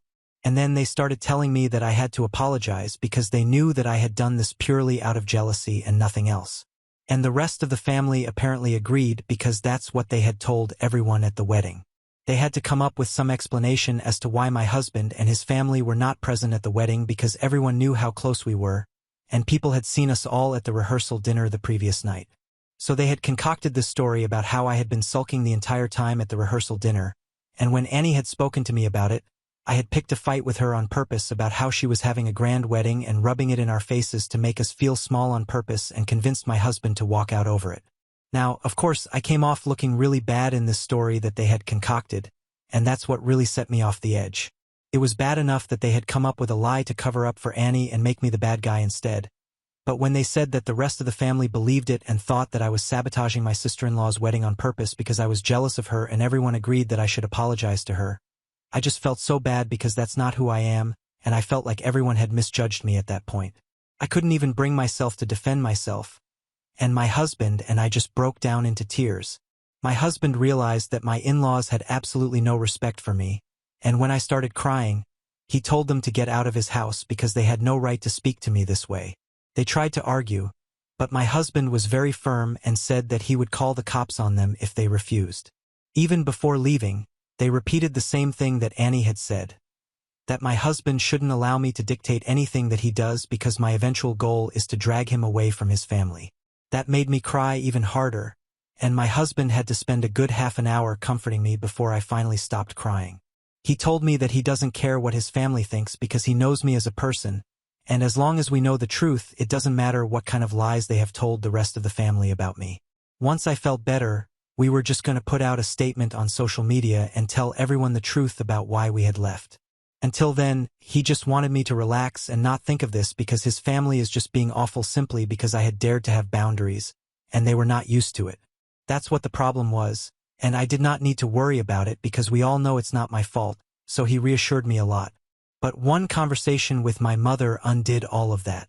Yesterday, she had called me in the morning just to talk to me, and while chatting, I told her everything that had happened with my in-laws and stuff. After hearing the entire incident, I thought that she was going to take my side, but instead, she just stayed quiet. I could tell that she did not agree with me, but I wanted to know exactly what her thoughts were on this incident, so I told her to be honest with me. And I really wish that I hadn't because she told me that she wasn't exactly surprised that things had turned out this way because even before I got married, she had told me a lot of times that I had to actually put in an effort to get along with my in-laws and I couldn't just stay away and still expect them to accept me as part of the family. If I could see so clearly that my husband's family were really attached to each other, then I should have made an effort to assimilate and become one of them, but instead, I pushed everyone away and made my own space separately. She told me that what I did was not inherently wrong, but it was still pretty silly of me to expect that, in spite of my behavior towards them, they would still accept me as part of their family. Let me just make it clear that I have never behaved badly with my in-laws, but I had definitely made a separate space for myself because I thought it was important to have a separate identity. All I did was just not bother to constantly keep in touch with them every day, visit them every other day, and act like we were the best of friends. But honestly, I did not think it was an acceptable reason to treat me so horribly because we had always had a normal relationship, and they had never come across as if they didn't like me. And yet, I couldn't stop thinking about what my mother had said even after I argued with her and tried to defend myself. So that's why I'm making this post right now because I want to ask for your opinions on not making an effort to connect with my husband's family. Update 1. So I told my husband about what my mother had said, and he told me that while he respected my mom, she could be pretty weird sometimes, and she did have a problem with internalized misogyny and constantly expected me to act the same way that she had with her in-laws. For context, my mother had given up her entire life just because my in-laws did not approve of it. My grandparents were pretty orthodox and did not think that she had any need to work after I was born, so they made her quit her job, and eventually they started controlling every aspect of her life. My father, unfortunately, was not the kind of guy who took note of any of this, so even though he loved my mother, he never protested against any of this and went along with it because that's what he thought was normal since he had grown up witnessing this kind of life around him. I guess that's why my mother thought that I should have made more of an effort to get along well with my in-laws because she had molded herself to be well-liked by her husband's family, and she thought that everyone should do the same. It came from a bad place, and I felt like I could understand why she thought this way, but that was still no excuse to argue with me, especially when I was upset. Besides, I'm not my mother. I don't have to put up with the same things that she did, and I am lucky enough to have a husband who wouldn't expect me to do so either. So after discussing this with him, I felt better about the situation because regardless of what my mother had said, I knew that I was not at fault. And honestly, my in-laws have had a very weird idea about what a family should be like. They expected me to be present at every family dinner, which they hosted quite frequently, almost every weekend, and my husband and I live in the suburbs, so it's not feasible for us to drive all the way to their place every weekend. And more importantly, we also have to think about the kids and their lives. We need some time to ourselves as a family as well. So I think it was pretty unreasonable of them. As for Annie, she lived really close to them, so it was more practical for her to be present for her parents at all times. My in-laws also expected me and my husband to call them every other day and spend hours on the phone with them discussing our lives. They wanted family getaways every other weekend, family vacations every other month, and you know the works. I guess they never really realized that this is the real world, not a sitcom, and most of this is not really feasible if we are being practical. So if they had such unreasonable expectations from us, they were just setting themselves up for failure, and that's not our fault. Anyhow, it's not even like I had forced my husband to stay away from his family like they were making it out to be. He did not want to spend as much time with them either because he had his own family to take care of now, and after 20 years I guess they should have taken the hint. Now, coming to what happened at the wedding, that was not even about the family, and, in general, I did not even think about the rest of the family before walking out. I did that for the sake of my son, and it was definitely not a move to sabotage her. But their decision to spread lies about me and tell everyone some crazy story about why we had walked out was definitely a move to ruin my reputation, and it could not go unanswered. So my husband and I decided to put out a statement like we had said we would, and we still maintain what we said about not caring about what the rest of the family thinks about me. We really don't care about it, but the reason that it was important for us to put out that statement and let everyone know the truth was because they could not get away with lying about me. They had enough time to apologize to us, but they hadn't, and now we were going to let everyone know the real reason why we had not been present at the wedding. And honestly, I was doing this more for the sake of my son than for myself because he had been able to figure out that there had been some problem regarding him. I guess I don't think we had kept our voices down while we were fighting with our in-laws, and he might have picked up on some of the conversation and figured out that his aunt had probably not even wanted him at the wedding, and we had walked out over that. So he had become very self-conscious about it again, and I could tell that he was really upset since he thought that this was all happening because of him. And I wanted him to know that this was not his fault. If there was anyone to blame for the situation, then it would be his aunt and his grandparents. The best way to do that would be just to put out the truth, and now that it's done, now my husband and I can finally breathe a sigh of relief. I don't know if people are going to believe this version, and I don't know if it's going to create even more drama in our lives, but it was important for us to let everyone know what really happened, and we are glad that we did so. Update 2. Hi, so my in-laws have not reached out to me yet, but my brother-in-law did. I'm not surprised that Annie's husband decided to apologize to us because when we met him, he seemed to be a pretty decent guy, and he lived up to that expectation. Obviously, Annie considers us beneath herself, so she couldn't be bothered to apologize to us herself, but her husband decided to send us a message saying that he was willing to apologize on her behalf. We don't really count it as an apology from her, but we appreciate the gesture from his end. Another interesting thing that happened was that a bunch of relatives reached out to us. They knew that there was something off about the version of the story that my in-laws had been telling them, and they hadn't wanted to believe that I was capable of being so vindictive, so they had been waiting for us to put out a statement. And the reason they hadn't contacted us to confirm the story was because they did not want to stir the pot. But now that the truth was out, they were all firmly on my side. I thought that this was really strange behavior because from what I knew, my in-laws had said that the rest of the family also believed that I had sabotaged Annie's wedding out of jealousy, and they expected me to apologize to her. But this reaction made me feel like my in-laws had probably been lying. So I spoke to one of my husband's cousins, and he told me that most of the family had flat out refused to believe the version of the story that my in-laws had been telling everyone, and they had been waiting for some clarification from our end. I guess my in-laws had been trying to manipulate us into believing that the rest of the family was also against us, and maybe that would cause us to apologize to Annie. What would they have gained out of it?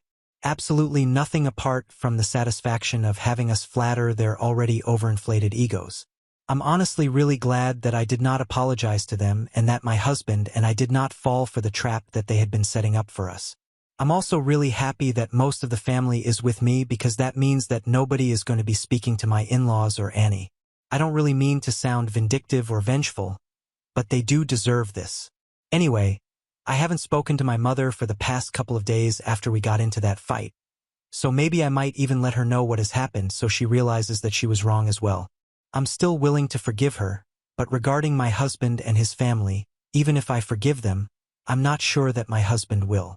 And also, thank you so much for such kind words about our son, and I'm sure that he's going to get better with time. It means a lot to us, so thank you.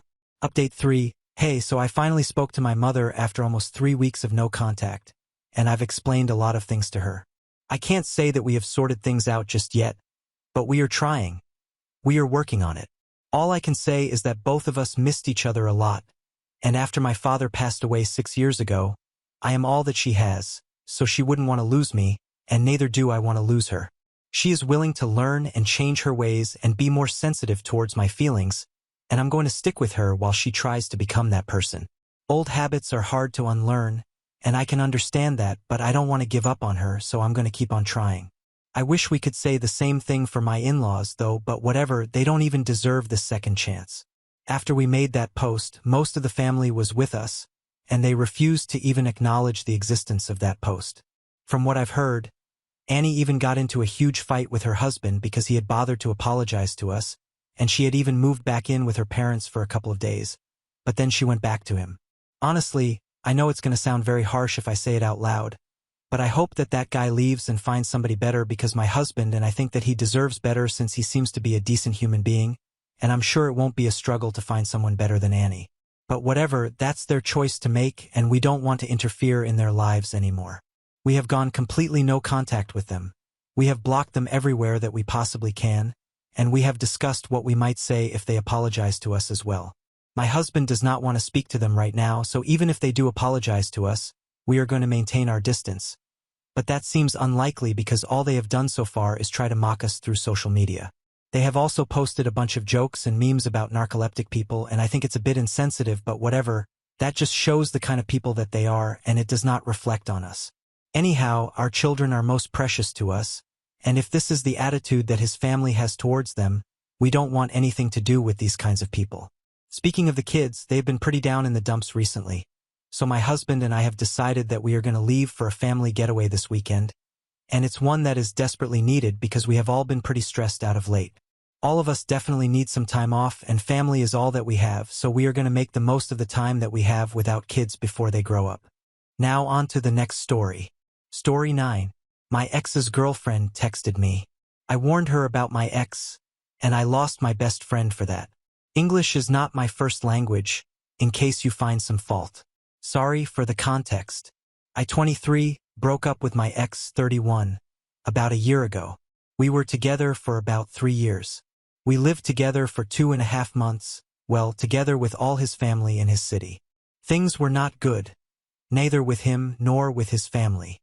I'm not going to go into the details of 2 long years in which I stopped being me and became a shadow of the person I had been. I managed to get out of that abusive relationship in which his parents and sisters and brothers participated. Of course, when I had 7 people telling me that I was to blame for the situation and that I deserved what had happened, I believed it. But that's not the point here, just a brief context. 2 days ago, my ex's new girlfriend, 21 or 22, I guess, judging by her Instagram, texted me. She noticed that my secondary account, active for about 3 years, was still following my ex, and she started writing me nasty words that I won't repeat. I didn't look for her to tell her anything because I had no idea she existed. I blocked my ex from all my social networks when I left him, except for that one, apparently. But I don't even remember the damn password. I don't know if I would have done it if I had known of its existence. Probably not. She probably wouldn't have believed me either, like now. However, I didn't get into the discussion. Actually, I didn't answer any of those taunts or bad words, but I did warn her to get out of there. I don't know what story they told about me, but I don't care too much either at this point. I'm just grateful that I was able to get out of there and be free of all of that. So she started sending me audios that I didn't hear. I simply repeated to her that, for her sake, she should get out of that relationship in which everything now seemed wonderful before she found herself working to give them all her money, also doing all the housework and taking care of my ex, his father, and his brothers because they are men. I also warned her not to buy my ex's good mask. He's not a nice guy. He knows how to lie, he knows how to manipulate, he knows how to make your life hell while keeping you tied to him. I warned her of that he would become abusive. I feel like she didn't want to read anything I had to tell her, but I hope that at some point my words will click in her head. For her sake. I hope so. Now, my best friend was with me when this happened. We'll call her Betty for her anonymity and all that stuff. We were meeting another friend, and they didn't say anything at first, more focused on their coffee and gossip, until I reported that I had warned the new girlfriend. Betty seemed annoyed and told me I shouldn't have warned her. Betty seemed to even defend him this time. Betty knows the whole story, so I was surprised and asked her why, but she just started saying that I had to learn to forgive and let go. I was a bit shocked, but my other friend agreed with her. Since then, Betty has not spoken to me. I'm confused about that attitude because she was there to pick me up every time I was broken. She knows how it affected me and how it still affects me to this day. But she then came out with a forgive and forget. She even went so far as to say that she could have broken off my ex's new relationship through my other friend. I received the information that Betty had said that I was resentful, that I only said all that because I still loved my ex. I asked Betty directly for an explanation, but she completely ignored me. I don't understand. We have been friends since we were little. She was there when I managed to get out of that relationship. She herself helped me open my eyes. It had never been like this before. I don't know if I really did the wrong thing by warning my ex's new girlfriend, or if it's something else I don't understand. I don't understand why she defends him now. I don't understand why she says those things. I don't know why she ignores me. I don't know if I can forgive her for this either. I don't know what to do. Does anyone have any idea why she took that attitude? Did I really do so wrong by advising my ex's girlfriend? Update 1. My ex's girlfriend texted me. I warned her about my ex, and I lost my best friend for that. I need to get this out of my system because not only do I feel anger, but I feel like I'm going back again because of Betty's effing whims. I feel the faults again. English is not my first language, and I am also nervous. Some asked me to update. They wrote to me privately asking me what finally happened, and even though I don't know if this counts as an update because I'm venting more than updating, I'll just leave it here for those who don't know. I posted a post asking for help because I didn't understand my best friend's reaction when I told my ex's girlfriend to stay away from him. Not even a day passed. I found out they were having sex, and that's why she defended him. Now things got screwed up here. She started constantly trying to contact me, so I blocked her from all sides. She came to my family's house. I decided to stay there that night. I needed my mom. My mom yelled at her to leave or she would call the police. Betty even made it to Reddit. Someone I know, who Jay and you're gonna pay me a beer, found the post and started passing it through our friends and started replying to messages. I'm summarizing it too much and it may not make sense, but between one thing and another, I don't even know at what point it all went so shitty. Betty's boyfriend eventually found out, but not through Reddit. Betty told him a slightly suspicious story about why we had argued, but he took the opportunity at some point to check her cell phone. He explained to me that he had only needed an excuse to do it because he suspected an affair because he knew that Betty was lying to him because he himself has accepted that he needed to leave her after trying to deal with her for so long. I know Betty doesn't have the most straightforward character, but I thought all the good things outweighed that. He found out about everything and wrote to me. I wasn't really interested in the Betty drama and her breakup, but he now, ex, had also read messages about me between them, and I feel that I can understand why you would sleep with him if you were a piece of shit without morals. But I don't understand why the hell you would pass him pictures of me. You would talk to him about how I'm doing, about what I do. I couldn't continue reading the conversation because I really felt sick. I have tried to get away from him in every way. Blocking him, cutting mutual friends out of my life, changing phone numbers. I even cut and dyed my damn hair for good measure, and she just threw all of that away. Finally, yesterday, when I got home from work and decided I deserved a nice bottle of wine, Reed, of course, she came to my house. She started screaming, crying, banging on the door. I told her to go away or I would call the police because I didn't want to hear anything she had to say to me. She ignored it, so I called the police and my mom, of course. She kept yelling that if I ignored her, she would make me listen the hard way. She said that I deserved what she had done to me, that I was ruining her life, that I had to forgive her. So, for me, she dug her own grave. Okay, I can pass on some empty threats. I can even deal with the fact that now I feel insecure again, knowing that my ex can find me. I can be okay with all of that. I'll survive. I always have. But she then blamed me. She told me, in front of the police and my mom, that I deserved what my ex had done. She said that it was my damn fault because surely I had done something wrong, that there was most likely something wrong with me, that he with her was not like that, that he even cried for me when she showed him my photos. I know it might sound silly, I really do, but after spending so much time in therapy blaming myself, feeling inadequate, feeling like something was wrong with me, feeling like no one would ever love me because I felt dirty and damaged, that was the worst thing she could have said. And she knew it because she knew how I had felt, and she knew that was taking a knife and stabbing again into a closing wound. So, Betty, I can't give details right now, but I just got out of the police station. I'm waiting for the complaint to be processed because I don't want to get involved in legal matters here. I don't know if it could affect it in any way. I'm extremely lucky to have witnesses, support, and the love of my family and friends. I'm hiring a good lawyer, too. Well, my unrecognized and non-biological dad is doing it, stepfather. He works in justice, too, so he knows a lot more about all this than I do. I just wanted to get it off my chest before I went to work. I have that from here along. A hard and mentally exhausting process is going to start because my ex is also involved. I would have left things as they were, but I feel like I can't just live taking other people's shit anymore. Maybe that was the message I gave at that moment, that he could step on me whenever he wanted without any consequences. But mess with my best friend to keep harassing me? No hope, no more. That was the last straw that made the damn glass explode. You too, if Jay passes the post again and comes to you again. I really want to say that I hope you two have a hard time and that you really feel something of what I felt these days. You said that I would end up forgiving and forgetting for being too good. There is no forgive and forget here. Not anymore. They hurt me in the worst possible way. I'm just going to defend myself legally. I don't care how much damage this causes them. I don't mind ruining their lives, ending their careers. I don't care if that happens, not when I don't even feel safe at home anymore. I should have done it when I left that hell, but I didn't even have the strength to support myself. Now I have it, and fortunately for me, or unfortunately for you, I also have the rage to carry you too. I am angry.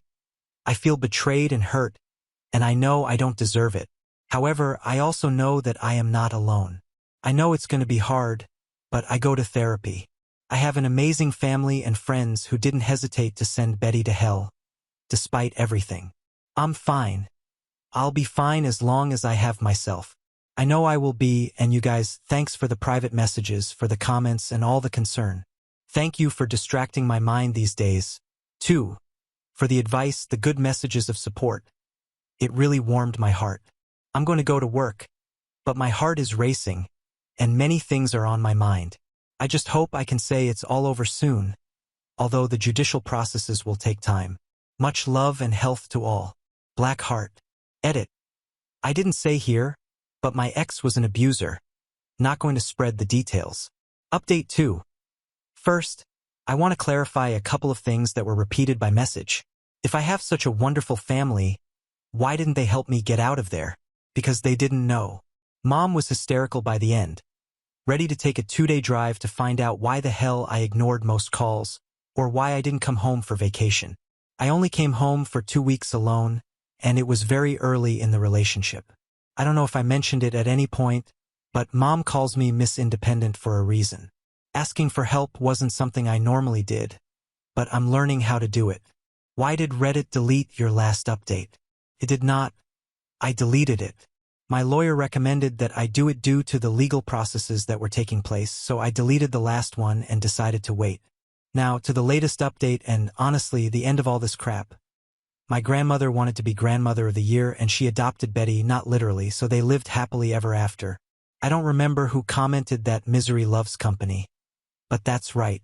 I have not had contact with Betty or my grandmother, only what my mother has told me the few times she has spoken with them. Asked for the update. Betty decided not to go through with the pregnancy once her parents got in the way. I know she was taken away a couple of days ago, finally, and my grandmother is trying to talk to me again. But honestly, I'm too emotionally drained to deal with her right now. As for the rest, everything has been as good as it could be, knowing that my ex knew from Betty where I live, where I work, what my hours are, what I look like now. I've been, despite therapy, effing paranoid. I think I was right not to go into too much detail at the time, but I was also asked about the abuse I mentioned. I don't want to delve into that now. I've managed to sleep, thanks diazepam, for 9 straight full hours, and I feel fairly good enough not to want to spoil it. I managed to flee that house with nothing more than what was necessary in my life, hanging by a thread. All my things were burned. Clothes, my computer, my books, the few family photos that I had taken with me. But Mom says that more was lost in the war in Cuba, and that none of that matters. The only thing that matters is that I'm safe at home with her. Is right. And not a day goes by that I don't regret not calling her when I was in trouble. But that's okay because the therapy is helping me a lot to forgive myself. It's been long, and there are days when I still feel an almost irrational hatred towards myself. But as my therapist says, one step at a time. Now I'm only updating for one reason. It's all over. My ex was found dead of a cocaine overdose on Thursday. Whether I'm a bad person or not, I feel that now I can breathe in peace. I just feel relief, pure relief. I feel like there is no more walking around constantly looking over my shoulder. No more turning in the stomach for hearing the doorbell of my house. No more fear. I can't feel anything negative about his death, just relief, and it's completely fine because, in fact, yes, it absolutely relieves me. I can only thank life over and over again because everything is over. It's over. My gosh. I can't even describe the feeling I get writing this. It's been a time of absolute rubbish ever since this all started. I can't begin to explain all the shit I felt, the shit they made me feel, the shit they directly did to me, but it's over. He is no more. My ex's mother has tried to contact me about attending the funeral. Hint. No. She apologized to me for what she allowed them to do to me and for what she herself did to me. I texted her saying that I didn't accept her apology, that I didn't want her in my life, and that I never wanted to hear from her again. I loved her so much at the time when he was hitting us both, but she decided to turn on me near the end. Her crush almost cost me my life. I don't want any more of that. I blocked her, too. All I have for them is a "you're all in hell." Future me probably has to deal with the feelings of anger that caused me, but right now I just want to keep healing myself, focus on my family and my work, my studies. Yes, Mom and Stepdad gave me a fund so I could go back to school, as motivation for how proud they are of me, and they didn't take crap about not wanting to be a financial burden on them and on my friends. Unfortunately, I have been missing Betty. No, I'm not going to have any kind of contact with her again, but she was my friend for years. She was practically my sister. Her betrayal and losing her hurt a lot more than any breakup. Despite the harassment charges, necessary if I was going to get a restraining order to stop her coming to my door crying and yelling, I think I'm going to drop them. They no longer make any sense. She went to her hometown with her parents, and the real culprit is dead. There is no more fighting here, and gosh, I'm glad I don't have to keep fighting over any of this. Bloody relief washes over me every time I think it's over because, God, it's over. I'm going back to being me. I am trusting myself again, laughing out loud, and allowing myself to meet new people. I am rebuilding myself one step at a time, one day at a time, and I am so proud of the person I am becoming again. I miss me a lot. Too, damn it, my partner in crime, the great golden retriever that my first post brought into my life.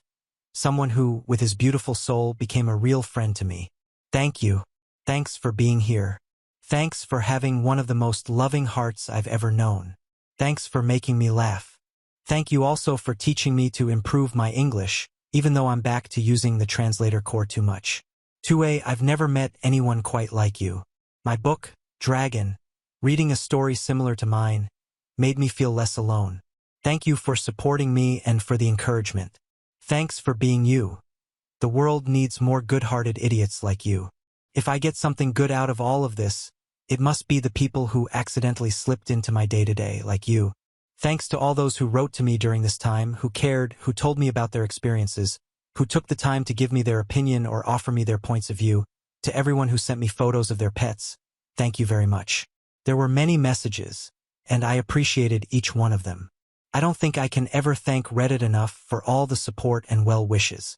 So this is the end, I guess, hope so. I wish all of you a life full of love and health. My best wishes are with you. Bless your soul. Black Heart. Update 3. I've never been good at titles, but I want to get it out, so here it goes. It is much easier to write on the internet, knowing that you are anonymous to most people, than it is to vent to the people around you. When I asked for advice because I thought I had screwed up with my sister, I never thought it would go to these lengths. I never thought that everything I would do would be out of stupid jealousy. I guess I learned my lesson here, though. Be careful who you put your trust in. Some people will just pick it up, step on it, and then blame you for it.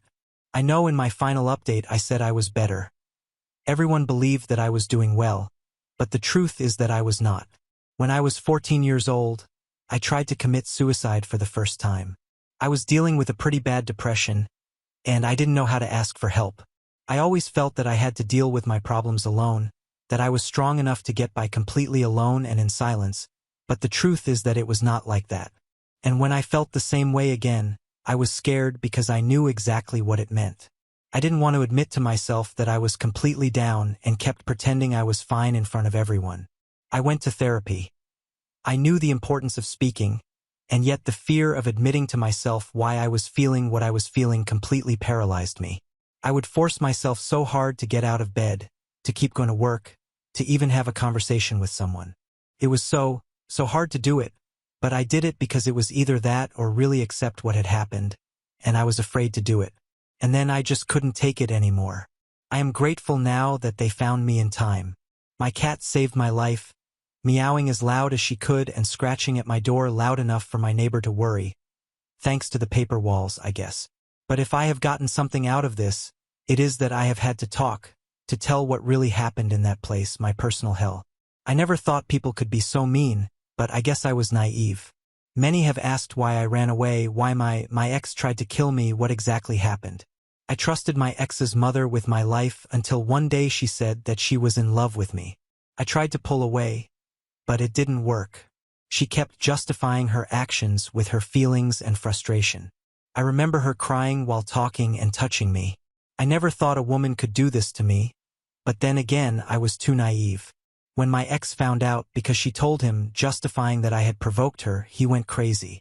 I had nightmares for months with those eyes full of rage and disgust staring back at me as he strangled me. I don't know at what exact point I stopped fighting. I just know that I ended up passing out.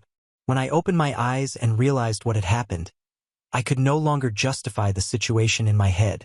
I grabbed my bag as fast as I could, and in my pajamas, I ran out. I got on the first train to my city, and I can only look at people's faces when they see me, imagine what the hell they were thinking. I didn't even care one bit. I wasn't thinking about anything but home, home, home. I remember calling my mom when I was arriving at the station. I remember her face when she saw me, how she cried when she saw the bruises on my neck. Putting my mom through that was a very hard blow. We told everyone that I had decided to come on vacation and that I finally stayed because I had found a job. I didn't want to assume the amount of things that had happened and enough to tell my mom a small part of the story. I started therapy, although I wasn't able to fully open up either, and little by little I was forcing myself to go back to being the person I had been before so they would stop worrying. I wanted Mom to stop worrying. Most of all, I wanted her to stop feeling guilty for assuming my lack of contact was due to being misindependent. Things inside my mind only got worse, but I conveniently concealed them until I blew up, I guess.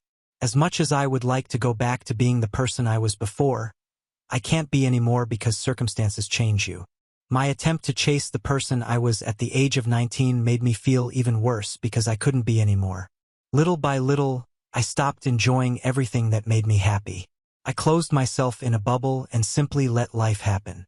I guess I'm still not quite clear on who the hell I am, but I'm in the process little by little. But the first step has been to accept the totality of what happened, to talk about it, to admit it to myself. I was mistreated, beaten, raped, abused, betrayed, and blamed for all of it. And accepting it cost me more than a year in a suicide attempt. But the reality is what it is. Running away from it is impossible. And it was when I woke up in the hospital that I realized I didn't want to die. What really scared me was what my family was going to think of me. But when they found out, I only received love, support, understanding. I received anger too, but not towards me, but towards what they did to me. I will never be able to put words to the relief I felt when it all finally came out. It was like the big rock on my back suddenly disappeared. My new therapist, along with the old one, are doing a good job. I will be eternally grateful to them because I've been very lucky with them. Yesterday, they called me because we didn't have a session. It was my first day out of the hospital. I'll be back tonight, but it's been fun. Despite Sheila, I had burritos for dinner. We escaped at 3 o'clock in the morning to buy a McFlurry, and today we are going to go buy some things for my new or old, depending on how you look at it, room at my mom's house.